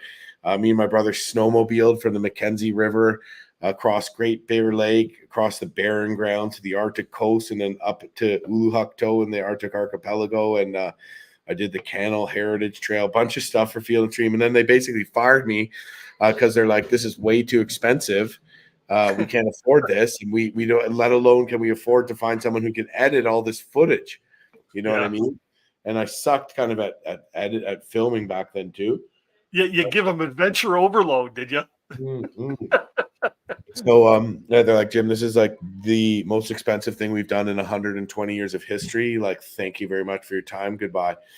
And yeah, and then my family business unfortunately failed, and then we started working for. I started working with my buddy in mineral exploration, right? So he knew I loved the bush, and he really wanted to get me. He's from Sudbury. He really wanted to get me working with him in mineral exploration. He's like, Jim, we're gonna bring you over to the dark side of the force. But That's actually, so cool. the way he did things was very indigenous family, and he did a lot of things that were very much very low impact and comparatively extremely low impact as well in his exploration work. And he got me into the bush. I'd be snowshoeing, towing a beat map, seeing wolves, snowshoeing way back into the bush. And with the experience I had, him and his uncle and dad worked in it. They're just like couldn't believe the data and stuff I'd bring back. They're like, I laid Garmin GPS track and show them where I went, and they're just like, unbelievable that you've snowshoed way the hell up there and back. Like they're just like amazing. So I was like immediately, and then the drilling was tough work, but a lot of people would fall off from injury or just going crazy, wanted to go home. And so I kind of quickly, sort of like in the Civil War where there's breveted ranks. So you'd be like brevet major general because the actual general just got offed. So you'd just be like a temporary general. So I was like, quickly breveted to just in charge of the entire project because it was like such crazy, hard, challenging work, like minus 30 outdoors, winter drilling, night shifts, sleeping in tents and shit, middle of nowhere. So yeah, that was, I actually like that because it showed that it gave me that extra bit of like confidence that I was like pretty tough and I can handle this shit. And then that basically dried up as well. And the magazine industry, then I started going back to the magazine industry. Instead of I came to them when I paddled the Kasagami while I was working mineral exploration. I came back and I said, look, I edited this whole series. Do you want to run it? And they're like, this is amazing. We'll just buy this for you outright. And they're like, we didn't know you could edit. This is like so turnkey for us. We don't have to edit it in-house. This is a way better thing for you to just produce everything. And then so I was basically getting sponsors that were kind of organically showing up in my field and stream videos. And they sometimes wouldn't get back to me. They were busy and it was really hard, man. Like the mineral exploration dried up and I was like working full time as a freelance. I didn't have YouTube or anything. If you look at my YouTube channel, I'd say it was up there for a long time, but I had a channel. I just never posted anything to it. Right. So like I didn't start uploading to YouTube till 2019. Right. So 2 years after I got off a loan.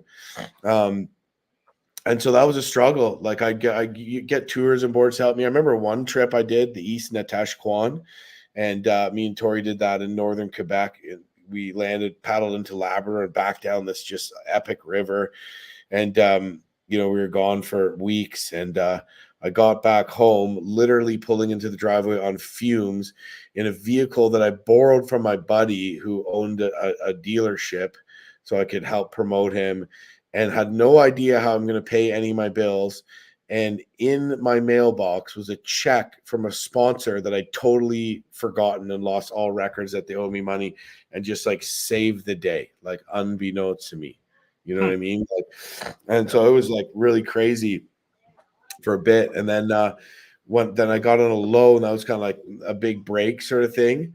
And then I won a bunch of money. I've been like so poor. Like literally I was like living below the poverty line and still managing to do these adventures. And I'd pay my taxes and they'd be like, yeah, you owe like $2,000. And I'm like, I thought taxes were supposed to in part help the poor. Shouldn't you just be giving this back to me?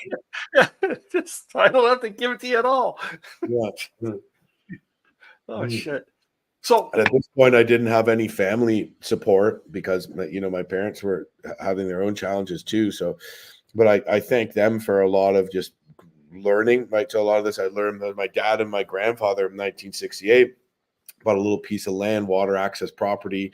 My grandmother and grandfather canoed up there every weekend. My dad built it all, no electricity until we got electricity, I think, when I was 3 or 4 eventually. But, that's sort of what they did. My parents kind of installed that you can do it, they're entrepreneurs themselves, right? And love, passion for nature and all that kind of stuff. And then I was able to work for them. It wasn't easy. Some people might think, oh, you work for your parents. This is when I was much younger, but some people might think, oh, you work in your family business.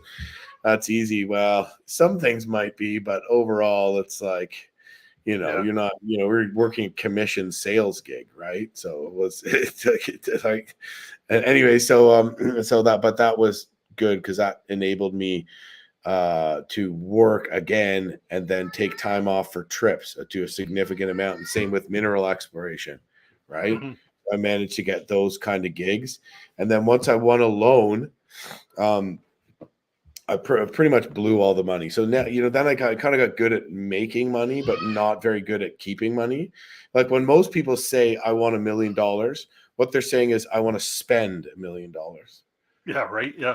And just be broke as shit in 2 minutes again. You know what I mean?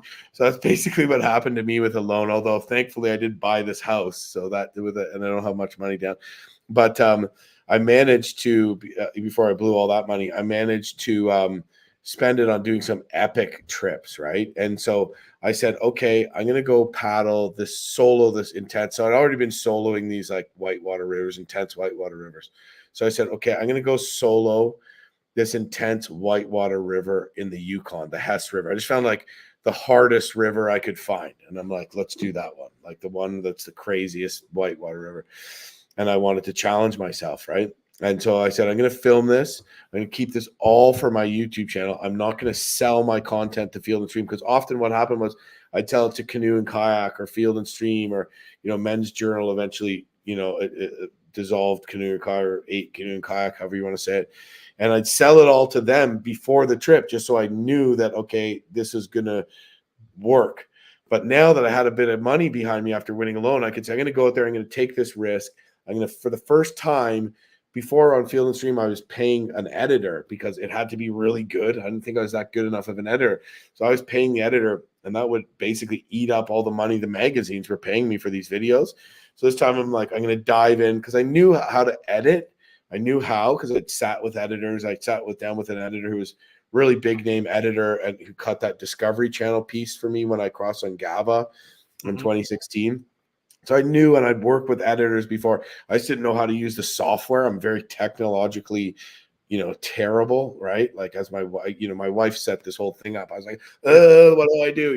Like I didn't have a computer until I was like 22. Like I never had a TV in my house, Dennis. I still don't know how to use a television. I just like press all the buttons and just freak out and just like don't even, I never even gave in an essay, assignment that was typed in high school once, So anyways, I had to kind of learn how to use the software, and I just sat there and started doing this Yukon stuff, and all of a sudden it took off, and I'm like, can't believe people want to watch me like do this slower pace stuff, because Field and Streams, like, it needs to be very short, like 2-minute videos, and you need to be like, today we're going to learn how to cook a fish. You do this, you do that. You know what I mean? Like, Yeah. Really give me time to like actually be myself and chat to the camera and my audience like they were there, like, you know what I mean, cracking jokes and shit like that, right? And so I kind of just started doing that. And I remember Joe Robinette at Canoecopia. Joe Robinette had a couple pops in him, and I didn't really know him that well. He's like, Jim, why aren't you just yourself? Why don't you act like you're acting now on your videos? Because before that, he'd just seen these like instructional Field and Stream videos that were like, I was kind of coached to act a certain way on them to my detriment, right? And I thought about that. I'm like, yeah, you're absolutely right. So that kind of helped me get out there and do it. And then, yeah, that kind of took off. That first Yukon series I did, that took off on YouTube. But the thing was, when I went on a loan, Dennis, I already had some good skills from filming for the magazine. So I'd already been filming, and I'd learned more. I sucked at first. Then a loan took us in and like gave us a crazy crash course on how to film. They're like, here they use examples from past contestants, what they did right, what they did wrong, showed us how to set up scenes, all these things, went through all these different things with us. And then when I got serious about YouTube, I already had a crazy amount of bush time, and I already knew how to film pretty good. Right. And my editing was decent enough.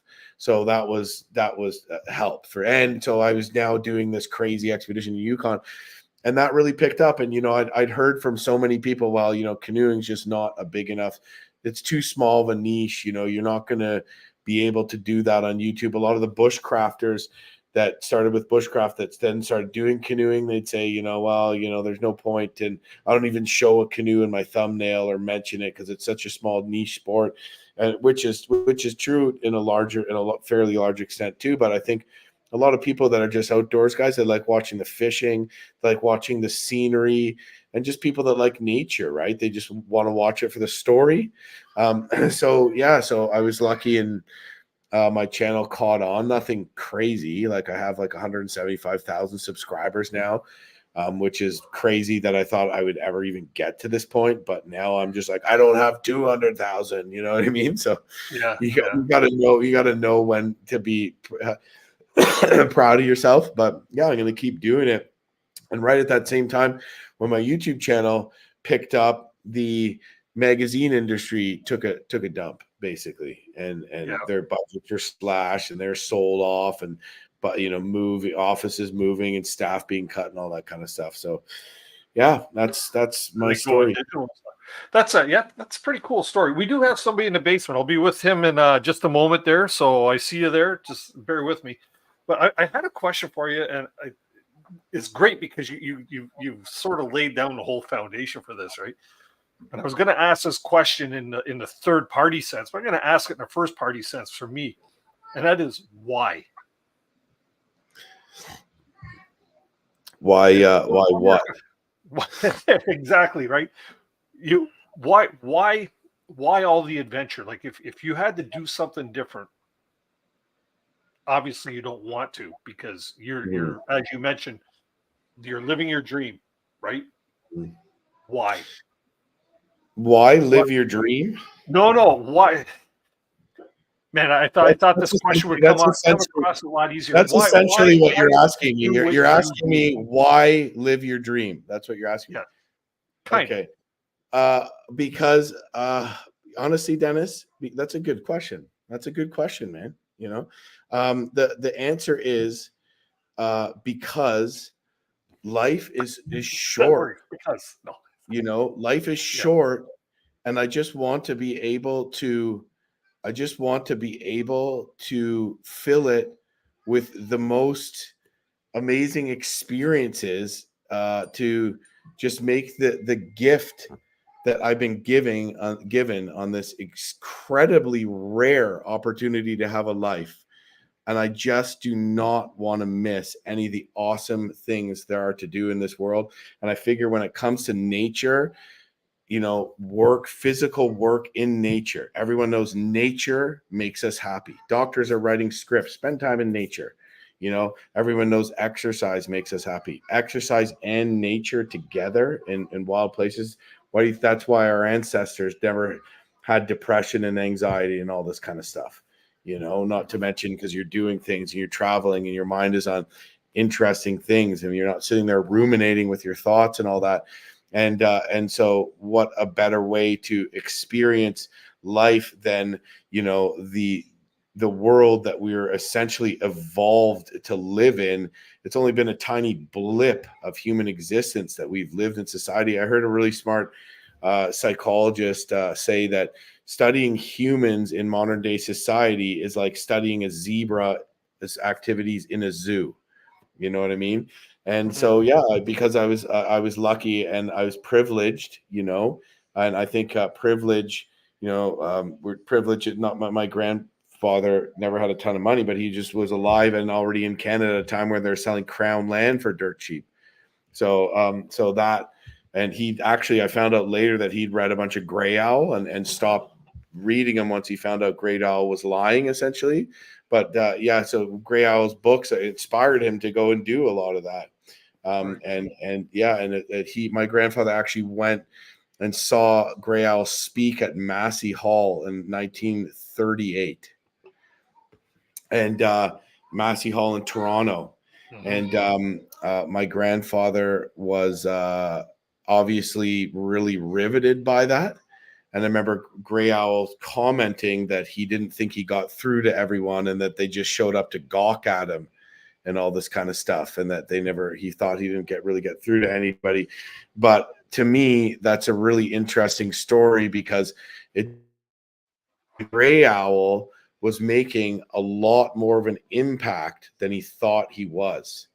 A lot more of a positive impact because if it wasn't for Gray Owl doing that Massey Hall lecture and my grandfather wasn't there, even though he thought this was useless and I never got through to anybody, I potentially wouldn't be here if doing what I'm doing now, if it wasn't for him. Isn't that interesting? It is very interesting. I kind of messed up that question because I had a plan for, like I say, asking the third party, but you answered it bang on because the question was going to be, why do you do what you do? Not right. Why do you? And you I thought it was a great question. I thought it was a great question because, so much, it's so much, Dennis, and you already know the answer to it, right? Mm-hmm. Pretty much. But so much of what I get asked, so much of what happens is there's always this why, especially when it comes into the TV people that want to make a show with me. They're like, but why are you doing these things? Right? Like, why? Yeah. And that's a fair question. Why don't you just stay home now that you have that option? I'm like, well, because that sucks. Not a good enough reason. They want because you're going to throw the ring into the fires of a Mordor. They want this big juicy hook, and then oftentimes it's just BS when it comes to TV, right? So it's one of the other questions when somebody asks why is to kind of find out why. I've sort of thought sometimes, right? So why do you want to do that trip? Well, it called to me and I'm going to go there. And then after I'm finished, I'm going to know why, because the experience I had out there is why. Mm-hmm. Yeah. Yeah. It's like being on alone, right? You go out there, you shoot 40 hours in a few days, and they take how much of that? 15 seconds of that 40 hours. Or something small. The hook, right? Yeah. Yeah. Got a couple people here in the basement here. Kevin's been waiting for a little while, so let's bring Kevin up. I'm sure he has a great question or two, and then Evan will be with you in a short moment. Jim! How's it going, Kevin? Man, oh man, you know what, Dennis? What a really good question. You got Jim to actually talk about himself right there, right? Because I met you years ago. You and your brother at the Williams Canoe Symposium, and there was Bill Ostrom, my buddy Andy, and Bill, and you were talking about this snowmobile trip you're doing in the far north. And Bill Ostrom, before we went to lunch, because we all went out, he goes, "They're going to die." And I remember saying, "Well, they might die, but at least they're going out there, guys." Yeah. And so much passion you had back then, and you still have. But then you go back to the time too where we do the shows together, and I remember that moment where we're in the airplane. And yes, I threw you under the bus. I do that. Yes, I do. Wait, Kevin, you weren't listening before, were you? No, I was told to actually. I was told I was the bus driver. I don't know what that means. I was working tonight, so they said you need to get into the Dennis show because you're supposed to be the bus driver. I went, that must be I threw in the bus. But we're on the airplane, and the cool thing about that moment is that you weren't that known then, and you should have been, because you were doing some amazing stuff, and I really thought that. And then we were talking, but all these people around us were like listening. And remember that woman to my right?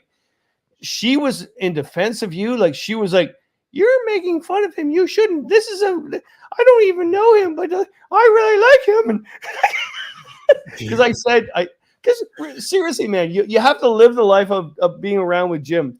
You went to that show with a bag of literally a Loblaws bag, plastic bag of clothes, because you're on another shoot before that, and somewhere in Utah or something. I don't know where it was. I was. Yeah, and when that lady made it even worse because she's like, "Stop making fun of him." It was cool because you could tell the vibe that people are around, the charisma you had, right? And when we got off the plane, because I kind of didn't know you, I knew you, but I didn't know you. And I said, "Why are you not more popular right now?" And you said, right on camera, you said, "I don't know, I don't know," and that was the passion. And it wasn't like it wasn't narcissism. It was passion. It was like, I don't know, because I am doing the stuff that I'm saying I'm doing. But then to go back to visit your house, oh man, I was beaming on the way home. A lot of things happened to me that day, right? Because first of all, I was supposed to go in the winter, and there was that snowstorm. And I'm a pretty good driver in the snow, but I stopped at Minden. I went, I'm not going to this place. It was crazy. Yeah. I'm glad I turned back. And then you, the second time, you were saying, "Well, we're really busy, but we can, can we cancel because you wanted to go on a winter trip with your family?" Absolutely. I'm not going to say no to that. And then I'm going to your place a couple weeks ago, and you live in the boondocks, man. And so I'm thinking I would never have made it in the snowstorm. But then I got there, and this is classic, guys. Everybody should love this story. I tell a story and exaggerate. This is the absolute truth of what happened. I'm an idiot. I actually am, and I was early because I'm early for everything. Everything in my life, I'm early, right? And I get there, and I thought you and your wife had gone to take the kids to daycare, but no, you were all sleeping in because you had a smelt drink fest. Oh my god! And it was Tori that was hungover, which I'm gathering she's not the one that's hungover more. And I go, "This is real life. I've now entered real life, right?" And your kids were friggin' amazing because your youngest was having a 2-year-old breakdown, and I'm thinking that's normal. This is fantastic. That kid, he went to go down the slide into the pool, like honest to God, it was almost water. I go, "Oh yeah, we're not in Toronto now, boys." And what was really great is that ended up that we went outside. Well, first of all, we did the interview with you, which was cool. Oh yeah, no, that's right. No, you sat down while Tori was trying to clean up around us, taking care of the kids, like superwoman she is, and you were writing notes. Right? And I went, "Jim, could you just maybe not ask me every question everybody's asked me? If we forget the notes, right?" Well, we talked for over 3 hours, for heaven's sakes. I hope you edited that because it was a long interview. And then I would interview you, and then you and Tori. And the greatest moment ever was you backed up your pickup and put the tailgate down and poured the whiskey. I went, "Yeah, we're living now, guys." And then so you told me the smelt that you caught and some maple syrup that you had made. And the next morning I was at my Students at Risk guys in Halliburton, right? And I was a little tired. I was like, "Oh, this is a long day." And I go, "You know what? I'm not going to eat all these smelt." So I brought the smelt to them. So they're cooking up the smelt and they're having a great time. They already made their own maple syrup, so they were fine with maple syrup. And the one guy goes, "Where'd you get the syrup?" I went, "Jim Baird." "What, the guy from Malone?" "Yeah." And the one student looks at me and goes, "I call bullshit. There's no way you got these smelt from Jim Baird." I went, I did. "No, I call bullshit." So awesome. A great family day. It really made me smile for a couple of weeks, actually, to be quite honest, Jim. Yeah, and actually what I was saying before is just how cool is it that here it was just so cool to get to spend that eclipse, which was like a really special, very extremely rare thing to actually hang out with you. And I was just saying when I started out after the first time I met you at the Canoe Symposium, I was like, we're having lunch with Kevin Callan. Like, oh my God, like I was all nervous, I'm like writing notes and anyways, I just remember, and then to just now that I'm sitting there watching the eclipse and you're at my place, it was just such a cool thing. I just felt like, wow, I've really made it now. You know what I mean? I wouldn't say it that. I think what it was a really normal day that you and I had with your family, and it really emphasizes how much we are as a community. Like, to be quite honest, like I wouldn't say, oh gosh, Kevin was there, or I was excited. I met Jim and Tori and the family, and also your older son. He loved being out there with the campfire, right? Oh yeah. That was awesome. You could tell like he wanted to be out with us, even though the smoke was going in his face. Yeah. He's kind of hardened to that, and that's Wesley, of course, that has Fox G1 syndrome. But he loves the fire. He just loves the warmth. He holds his hand, but he just loves the crackle, and who doesn't like looking at a fire, right? Oh, he was mesmerized. It was great. I was actually in bed, so I was like, I wasn't, partaking in the party like Tori and her friend seemed to be really getting into it. I was just like, when are we gonna pack it up, Tori? Like usually it's the other way around. She's like, Jim, can we go? And I'm like, in an hour, right? But yeah, I was literally like, oh, Kevin won't be here for a bit. So I did some things. We got one kid, I think, off on the bus. And then I was literally lying in bed with my shirt off. Like most I can do. I'm just like, I'll just lie down for 2 more minutes here. And then I'm like, oh no, Kevin's here. He's going to see what a disaster we actually are for real. But I guess it turned out maybe the house wasn't as clean as we would have liked it to. What I saw was actually reality. Right. Yeah. I'm early for everything I do, and that's a sort of negative character of mine. I'm way too early, and it was funny when I was thinking I'm way too early, so maybe I should just drive by your place. But you live in the boonies, and of course you're going to see me drive by. Hey guys, we got one guest down in the basement there that I'd love to get up. And Kevin, stay on screen here. We'll keep you on panel. No, I'm good. I'm good. Yeah, I'll guys go. Jim, way to go! Awesome. And you're doing fantastic. And you had the passion when I first met you, and you still have the passion. You haven't lost it. Way to go! Thanks, Kevin. Appreciate it, man. All right, Kevin, green room. All right, bye. Kevin, green room. You get that? Okay. Hopefully you got that. Okay, and we got somebody. Evan's been waiting here for a little while, so let's bring him up. Evan, how you doing, man? Hey guys, what's up? Good. Hey, how's it going, Evan? Got a question for Jim? Well, I don't really have a question. I want to critique Jim's fly fishing skills. You got any tips? Okay, well, like I grew up in the foothills of Alberta, so the fly fishing is kind of almost a lifestyle here more than even a sport. Yeah. Anyways, so I got to thank him because he pretty much answers every comment. Like I've made a lot of comments on his videos on YouTube over the years, and I don't think I've ever not gotten a response from him. Pretty much every time, even stupid little jokes and stuff. So, anyways, I remember making a comment. He had a video out, and he was saying how it's that spin gear is more effective for grayling than fly fishing is most of the time. And I remember putting a comment on there telling him he was full of shit, and I should have elaborated on it a little bit more because a lot of people, when they think of fly fishing, they think of just like your river runs through it, dry fly, if you know what I mean. So if you really want to catch grayling with a fly rod, look up something called check nymphing or Euro nymphing. Okay. So it's just tight line nymphing. So you just put a little bead-headed nymph underneath your on your fly rod with no indicator, no nothing, and you just hold the line tight and just kind of drift it through the runs. And what's it called again? It's called. It's some people. So it's a nymph instead of using like a dry fly, like I think you're using. You're just using a fly that floats on the surface, right? I've used a wet fly with like a bead before. Oh, okay. So that would be a nymph. A wet fly would be with a bead would be called a nymph. Okay.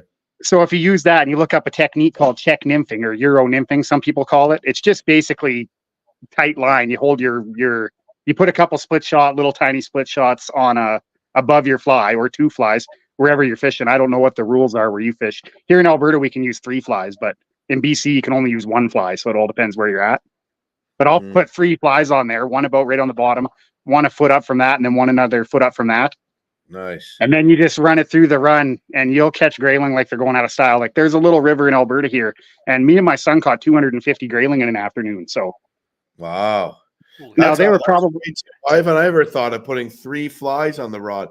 I mean, when I know that there's sometimes for sure I've been and sometimes for trout where they're just not hitting a spinner, and if you have a fly rod and you're matching the hatch, you would do way better. Like I've seen that before, but I have had times with grayling with a single nymph when I'm fly fishing. Maybe it's just because I'm not very good at fly casting, but I put that down, used a spinning rod, caught more on that specific day than I could catch on the fly rod. Like I've been in that situation as well, but I wasn't using the 3 fly method you're talking about.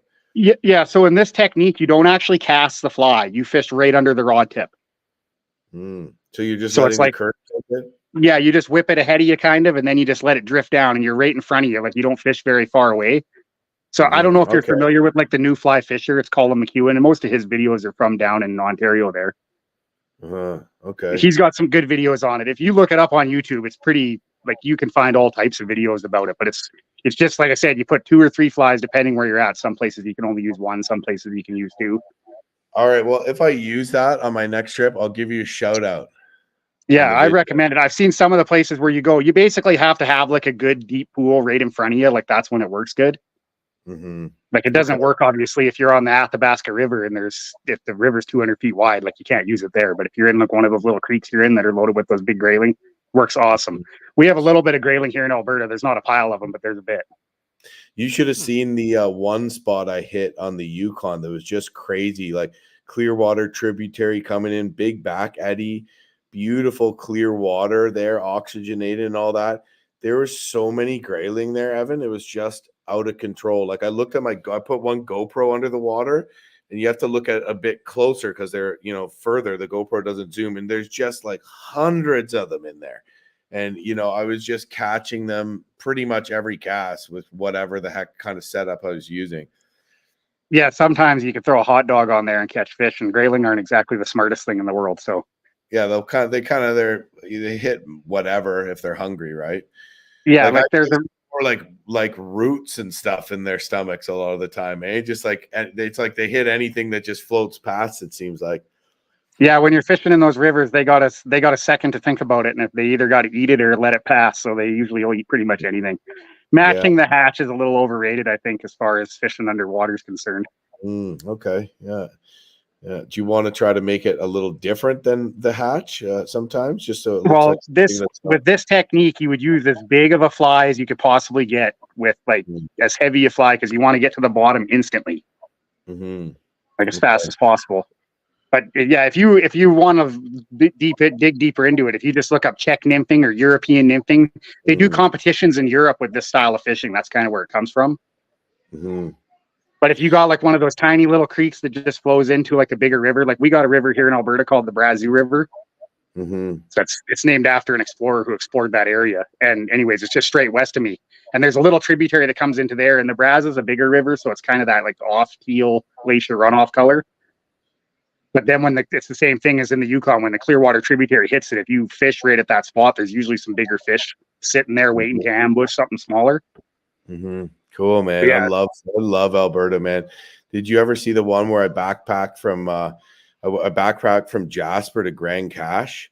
And that was like a tough trip, man, but beautiful country. And we were you can't keep bull trout there, but we were there's a couple spots wherever the trail would come close enough to the sulfur, and I take a few casts, and what didn't take much to hook into. Nothing big, but some beauty bulls in there. Yeah, the biggest bull I've ever caught on a fly rod was 31.5 inches. So I don't know. I think we're losing them.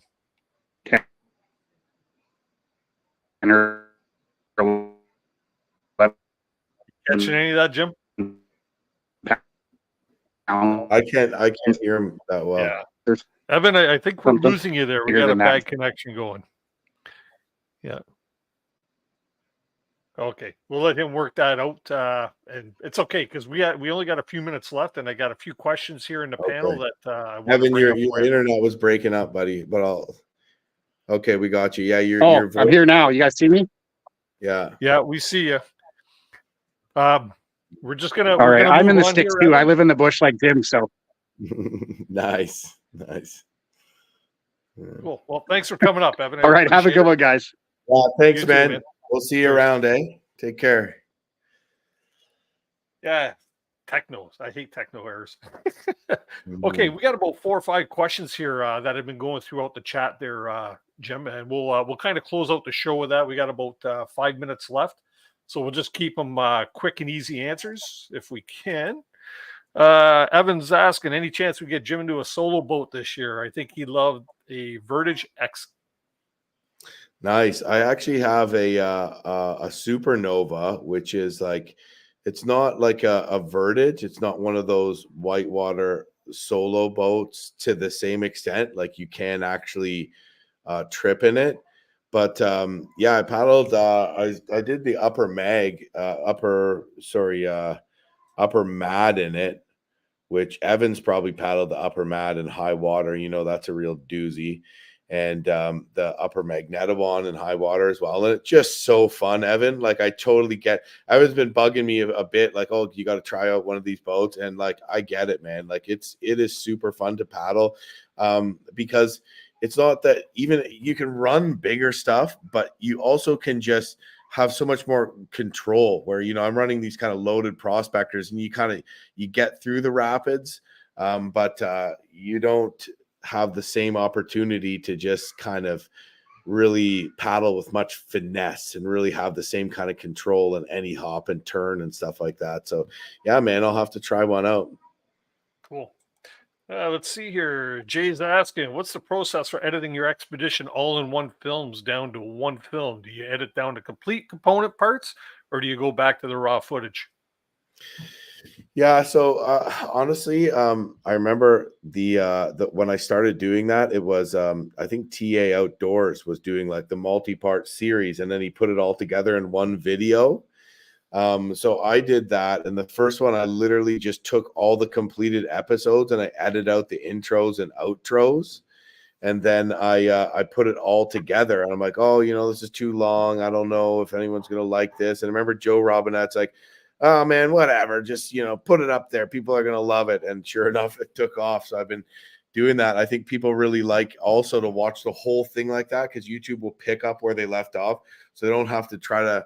Oftentimes in a playlist from a series, you'll find that it will bump the most viewed to the top. So it's hard to watch them in a row sometimes, but with those full docs, you can. But then some of the ones I call a special episode, that will be like a much more condensed version.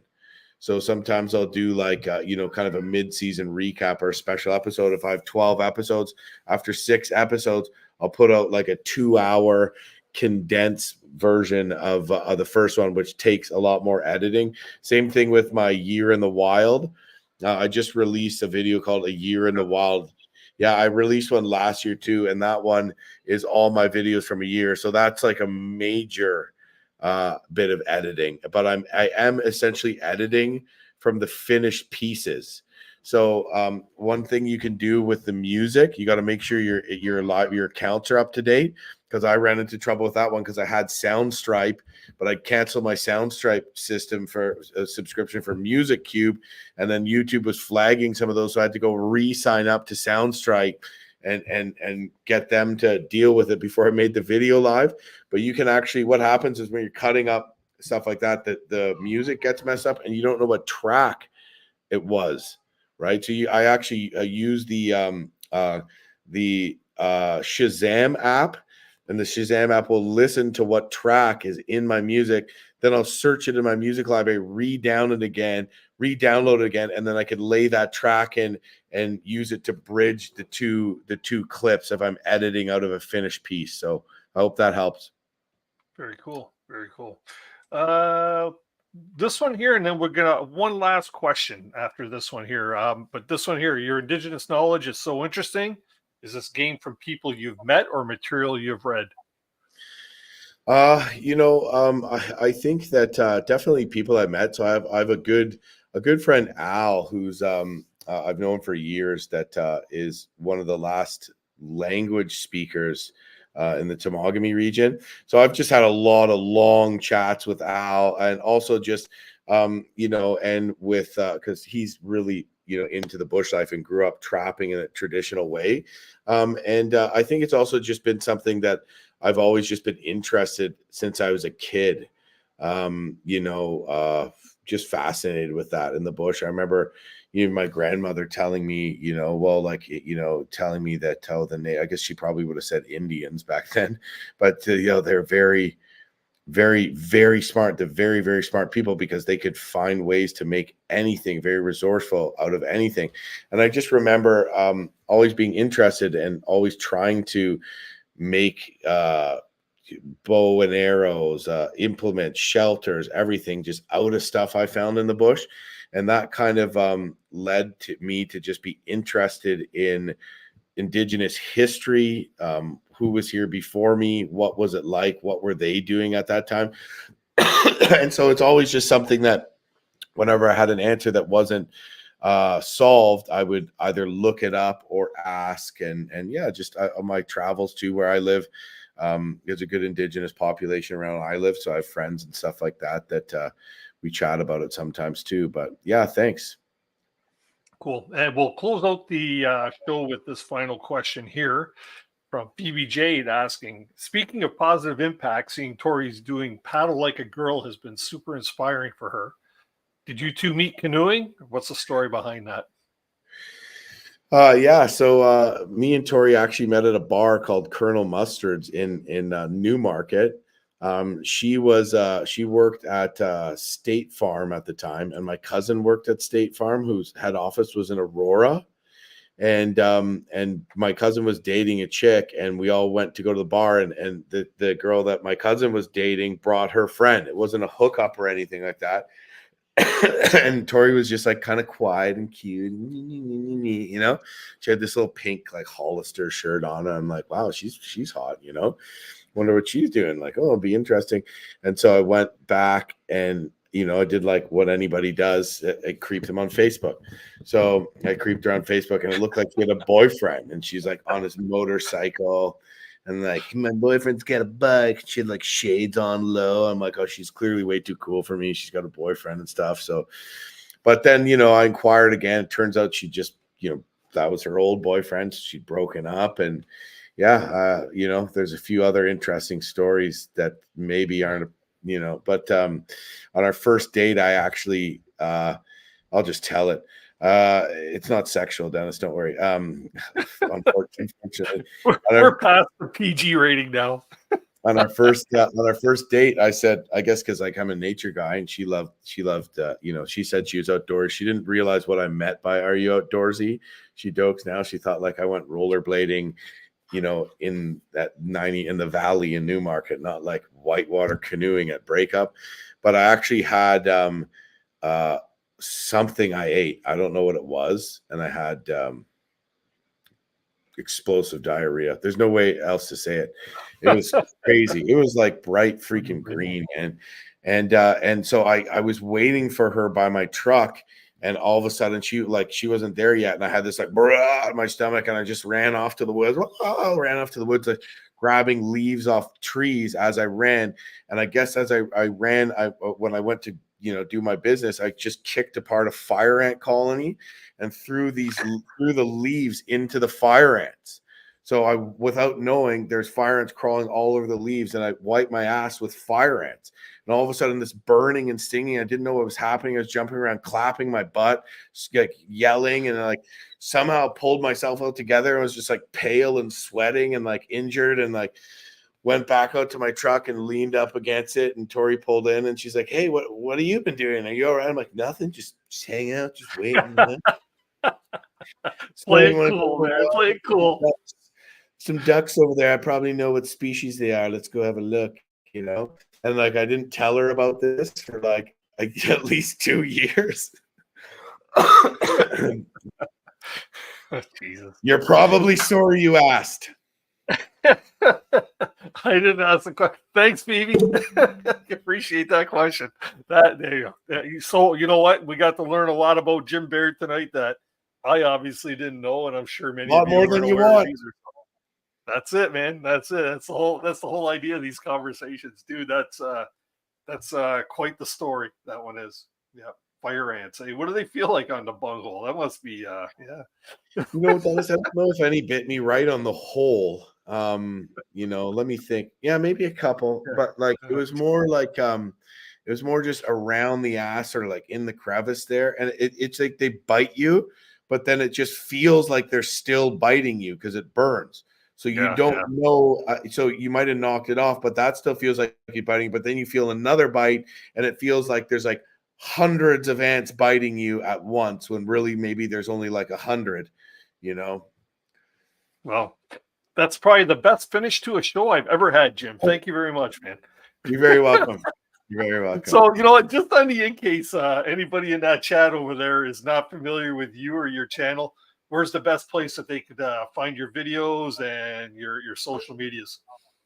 Yeah, thanks. Absolutely. Check out my YouTube channel. It's Jim Baird Adventurer. There's a lot of awesome expeditions in the Canadian North, in Alaska, solo stuff, family stuff, survival. This week, we are going to look at a remote off-grid camp that we might buy, and I cook up a giant bison tongue over the fire, and we get windbound, and we try boating on this lake, and it's sketchy. So check that out at JB Adventurer on Instagram. Lots of reels, lots of still photography, and then Facebook too, Jim Baird Adventurer. Yeah, come and check it out. That's some behind the scenes stuff. And my wife Tori's got a YouTube channel, Tori Goes Outside, and same thing on Instagram, Tori Goes Outside. So yeah, please check it out. It's totally different content than what you would probably expect. It's more about family life, right? Yeah, absolutely. Tori stuff. Yeah, she's brilliant. She really manages to almost like make sort of like a meme out of the footage and find a way to make it sort of interesting, engaging. I kind of edit sort of clips from my videos for my reels, but she always has a great hook to them, and yeah, people love them. You know what? I think I might have to try and get Tori on the show here before this season's done. That'd be great. You should. You should. Yeah, it's been a while. Jim, thanks very much, man, for spending your Tuesday night with us. Always great catching up with you, man. Sure it won't be the last time. And I'm going to try and make it down. If you guys do have that launch thing at the Muskoka Brewery, I'm going to try and make it down for that. It's a long weekend. What the hell, right? Yeah, do it. Yeah, it's right before the long weekend. People will be coming up, and I'm jumping on a big trip. But yeah, it's going to be awesome. Yeah, I got a few things I need to do up around your area anyway, so that'd be a great thing. Thanks again, man. I'm just going to drop you down into the green room. Please don't go away. I'm going to close up the show, and I'll be with you in a few short moments, man. Jim Baird, Adventurer. Well, hopefully everybody enjoyed that show, including the final story that he shared there, which was a great way to close up the show. Just wanted to thank everybody for tuning in tonight. Just wanted to remind you all as well that next week we have the boys on from Agawa Gear to talk about their company and some of the things that they got coming down the pipe, which you may find very exciting. So be sure to tune in next Tuesday evening for that. In the meantime, I hope everybody has a fantastic week. And remember, please do keep the adventures alive. Until next time.